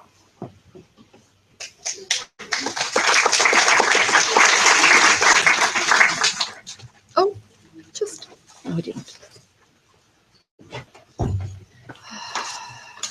Who's first? Yeah. Here we are again for our second part of the 10 slides in 5 minutes. And I would really like to introduce Peter Woodley to you from Maitland. He's come all the way from Maitland today to talk about staff training success, something we'll like to hear about, I think. Peter. And just the right Eric. Thank you. Good afternoon, everyone. As you heard, my name is Peter Woodley. I'm from Maitland City Library. I'd just like to give a quick run through of our presentation of staff training success at Maitland City Library, adventures in training, engagement and content creation. So a few years ago, we had 3 things taking place at Maitland City Library. We were firstly establishing a program of staff training across all aspects of the library service, which was a key component of our strategic plan. We were aware we wanted to demystify the whole area of local studies and local history as a customer service and readers advisory component. Thirdly, we wanted to add content to our growing local studies website portal. So how did all these things come together? Well, firstly, if I can just address demystifying local studies. Like most public libraries, we have a recognisable range of local studies resources and formats in our collection. Books, films, archives, all the legacy collections. This can be a bit intimidating to some staff who don't get a lot of exposure or consistent exposure to the collection. Add to that the range of digitised collections now coming on board, which brings local history to an online population and expands our content to a whole new research population. So it is quite a mix, as you would understand. And we felt from a customer service point of view, it is important to have all staff feeling familiar and comfortable with resources and be able to talk about them competently at any time. So with that in mind, we decided to incorporate local studies into our training plan, which I mentioned previously. And we began, and when I say we, I'm talking about myself, the local studies librarian, and my partner in information systems. We began by researching the environment to investigate potential training modules to see what else was in the marketplace. We added in the results of the staff survey. We just topped it up with what our own instincts told us would be relevant to the type of training that we would come up with. And out of all that, we developed our own in-house training program. 6 modules, 3 hours, all staff required to attend. And there was a little sting in the tail, if I can put it that way, to address the component whereby we wanted to add material to our local studies portal. We came up with this little outcome. Staff will be able to use local studies resources to complete a report on a topic of local historical significance, which will be formatted and published on Maitland City Library's website. So just let that sink in for a minute. Yes, we're asking the staff to do homework. So this was quite a brave move. And we sat back and just waited for the reaction. And it was quite encouraging, I guess, insofar as we weren't confronted with a full-scale mutiny. So we were encouraged to press on, and press on we did. So we delivered the training. Everyone got their 3 hours worth. We gave them a time frame, gave them some advice and topics to research, and we pressed on with that. So what was the result? Well, we did a lot of liaison, we encouraged, we talked, proofread, gave research and advice hints, reviewed, encouraged collaboration. We took on board all the responses that we got from staff taking part in the challenge. And if I can just cut a long story momentarily short, we arrived at the day when work was completed and it was published online in our fact sheets module. So what sort of content did we actually get out of all this exercise? Well, of course, it was the standard items of local studies interest, bridges, buildings, famous people, all the things that sort of came out of the ready prepared list that we gave staff to follow up. But pleasingly, we also found that some staff developed their own research interests and went off into another tangent. So, for example, we got a nice research report on the racecourse that operated in Maitland in the 1940s.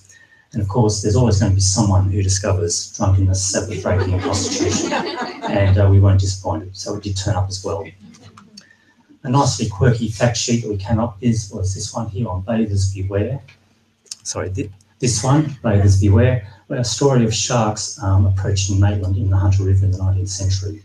And this was also taken up by the local media as a story. So we got a nice success out of that. So that was the outcome. So we've got a new program happening where staff are encouraged to continue adding content to our local studies website. Sorry, that wasn't a shark that was seen in Maitland, by the way. So was it easy? Well, it was a big step and it took a bit of refining and tweaking to get the result we ended up with.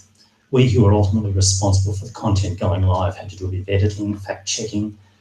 We applied the style guide to the content to make sure it reached acceptable standards. We developed, which we found was helpful, a basic template for creating content which we gave to all the staff that they could follow quite readily. And then, of course, there was the format and readiness for publication. Not to mention, of course, the initial time spent in devising the training and rostering staff to attend. We've done this twice now and we've learned a lot, and if I could just tell my colleague in the audience, yes, we're going to do it again sometime soon. So would we do it again? For these reasons, yes. We're responding to staff interest. We discovered that staff are genuinely interested in local history and local studies, and it's good to be able to feed that information out through the branch library staff as well, to get them familiar with their own local catchment area. We enjoyed the staff interaction and the training, and I think the staff did get a lot out of that. It's a real skill development as far as staff are concerned.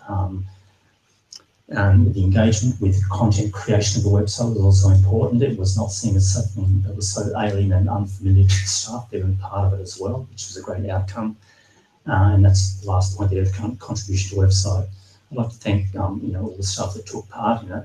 I think it just helps to emphasise, if you haven't already realised, just what a great resource library staff can be when it comes to taking on these extra tasks that add value to library services. So thank you everyone, and anyone who wants to come to Maitland Library, just remember, bring your inner author and researcher and writer with you, because you'll be very much in demand. Thanks very much.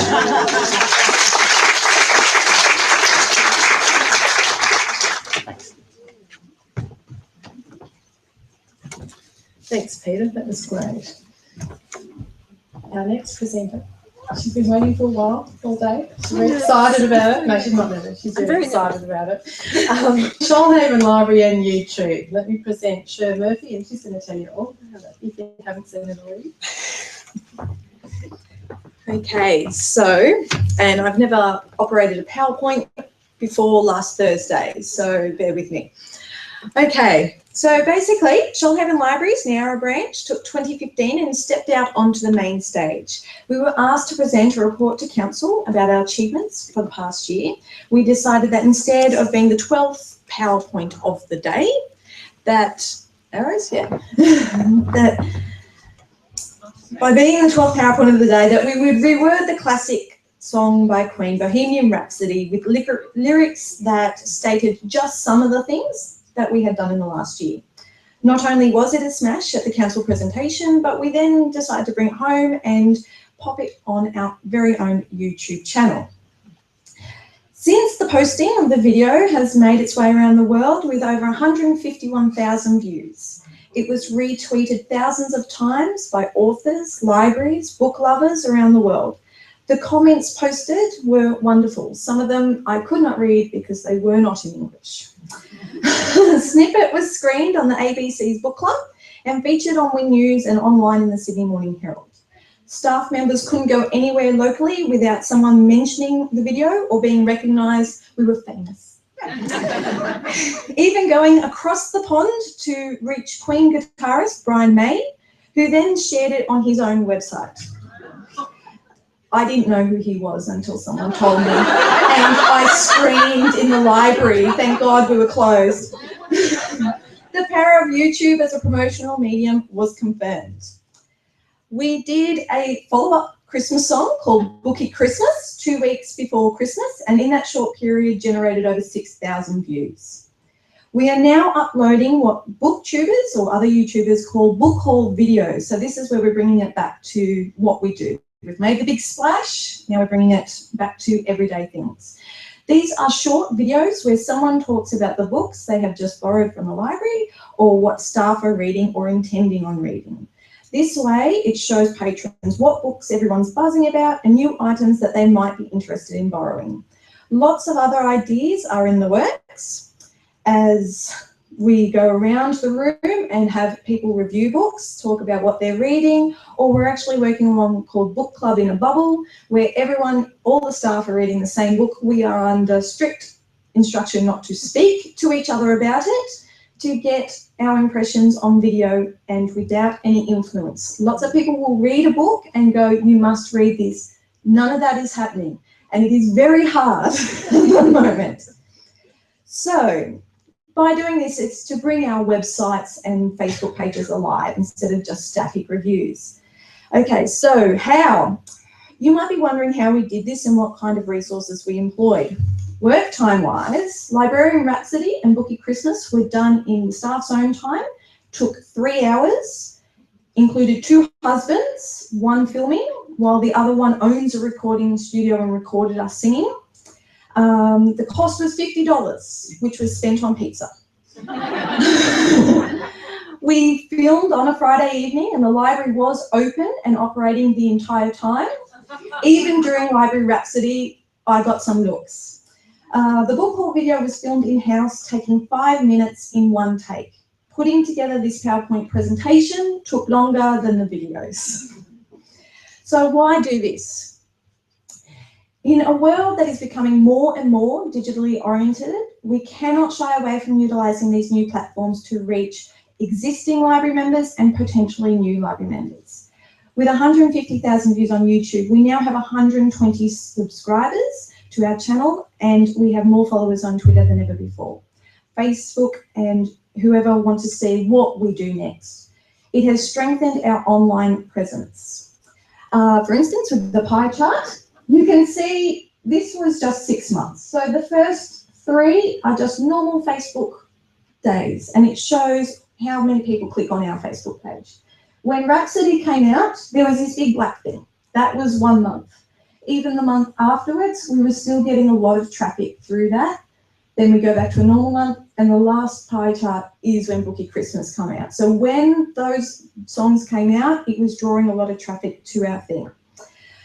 We were trending on Facebook. I had a friend ring me at home and said, "You're in the trending bar," when Library Rhapsody came out, and it was trending on Twitter. Thank God there was no natural disasters.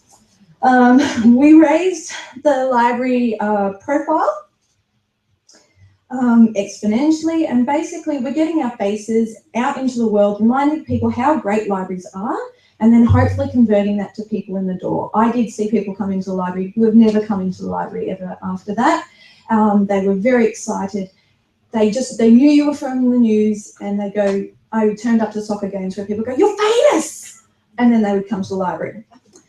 So this is the future. Our plan for our YouTube channel, besides global domination, is to use it to promote Readers Advisory by making regular posts, engaging readers and promoting our collection and services at all of our branches. This is the perfect platform for Readers Advisory, a way readers can view and interact via comment with the library in the digital world.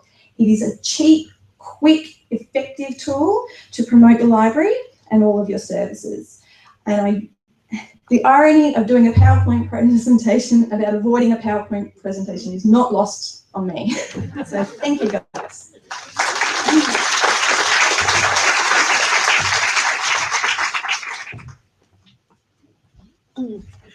Thanks, Sher. And if you haven't seen either of those things, you can just YouTube them. Go to YouTube, Shoalhaven Libraries is the channel.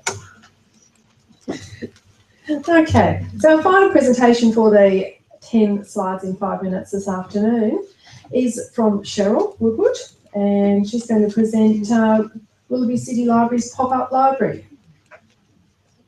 Come on over, Cheryl.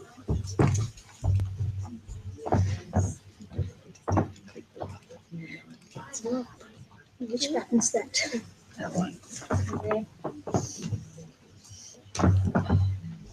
Hi, welcome to Willoughby City Library Pop-Up Library. I think traditionally we are the library that doesn't get out into the community, so while everyone else is doing stuff quite exciting, we don't really get to do that. So the Pop-Up Library is run by Margaret, one of our service delivery librarians. She was supposed to be here today to support me, but no, she's not. But originally, we organised it by having representatives from all libraries. Sorry, I must have this on the slideshow. How do I stop it? So you've got the one without timer, have you? Oh, I thought I'd stop that. Okay, so we'll stop sharing now. We'll escape, and you'll have to go into the settings there. I don't ever use auto timer, so I don't know which one. If I do it like that, should be right. Yep, okay, so we'll go back into screen sharing then.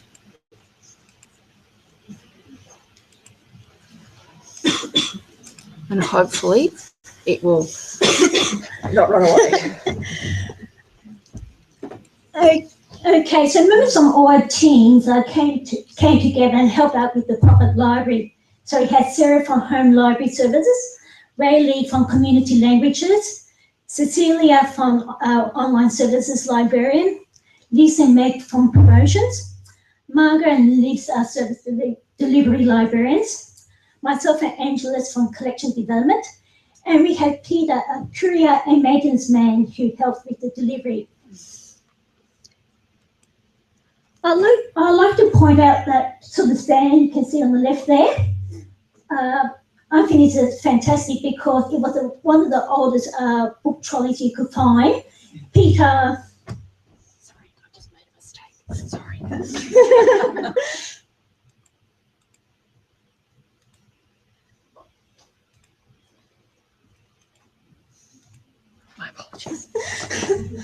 Well, Peter sort of was one of the oldest book trolleys you could find. Peter sort of spray painted it and got the comedy, and we made it into a book stand. And it looks quite fantastic, and it's done very, very cheaply, just because the can of spray paint, really.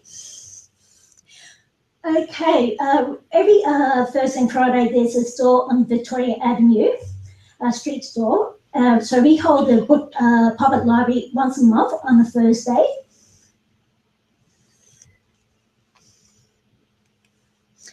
And why pop-up library? Pop-up library's been gaining in popularity, and we just thought it would be a good idea to promote a library to the general public, because we're underground actually and quite hidden away. We don't even have any windows. So pop-up's a fun way of sort of reaching out to the community, letting the community know, hey, we're here, and all the quite modern resources we do have. So the content is basically adult fiction, non-fiction, AD, DVD, CDs, community language books, mainly from the Chinese collection rather than any of the other languages, children's books and DVDs, and the promotional materials, like what's on at the library, bookmarks, and really big into promoting our e-services, online collections. What do we hope to achieve? We hope to achieve the increasing awareness of our e-resources, and they are sort of slowly increasing. We want to promote events at the library, such as the talks at Willoughby, learn at the library classes, children's activities, and our multicultural activities. And it's also a convenient place to sign up new members and to promote the extensive collection. So how do we measure success? We use number of visitors to the pop-up library, circulation activity, the number of handouts given, e-newsletter sign-up, and promotional exposure.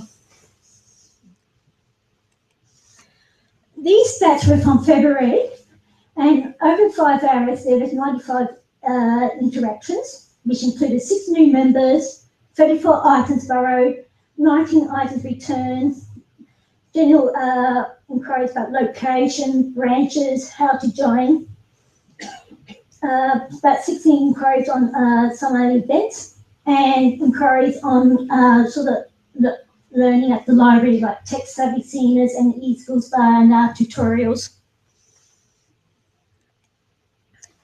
So what have we learnt? It's better to have 2 staff available at all times. We do rely on volunteers to help us, but we need actual trained staff. If possible, have one of the staff be a Chinese speaker, either Mandarin or Cantonese, doesn't matter.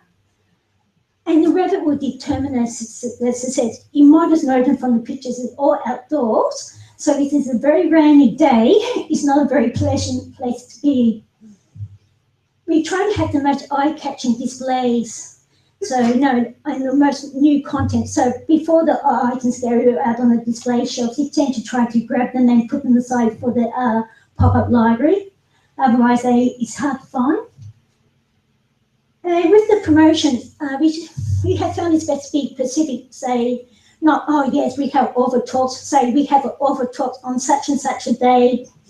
Like, we had Tom Keneally speaking last week, so at the pop-up library in Margaret, we were saying Tom Keneally speaking on Thursday the 17th at such and such, and I rather than say, oh yes, he'll be here sometime. And be prepared for the technology not to work. There's public Wi-Fi there, but it can drop in and out, so it's best to have manual ways to record our stats and any circulation we do. And just somewhere comfortable to sit with visitors so we can demonstrate the e-books and our technology.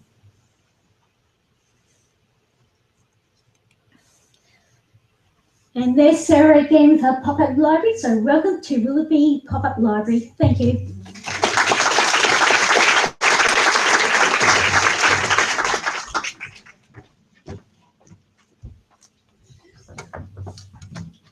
Thanks, Cheryl. That's great. Now, Oh, Ellen thinks you all need to stand up and stretch for a couple of minutes.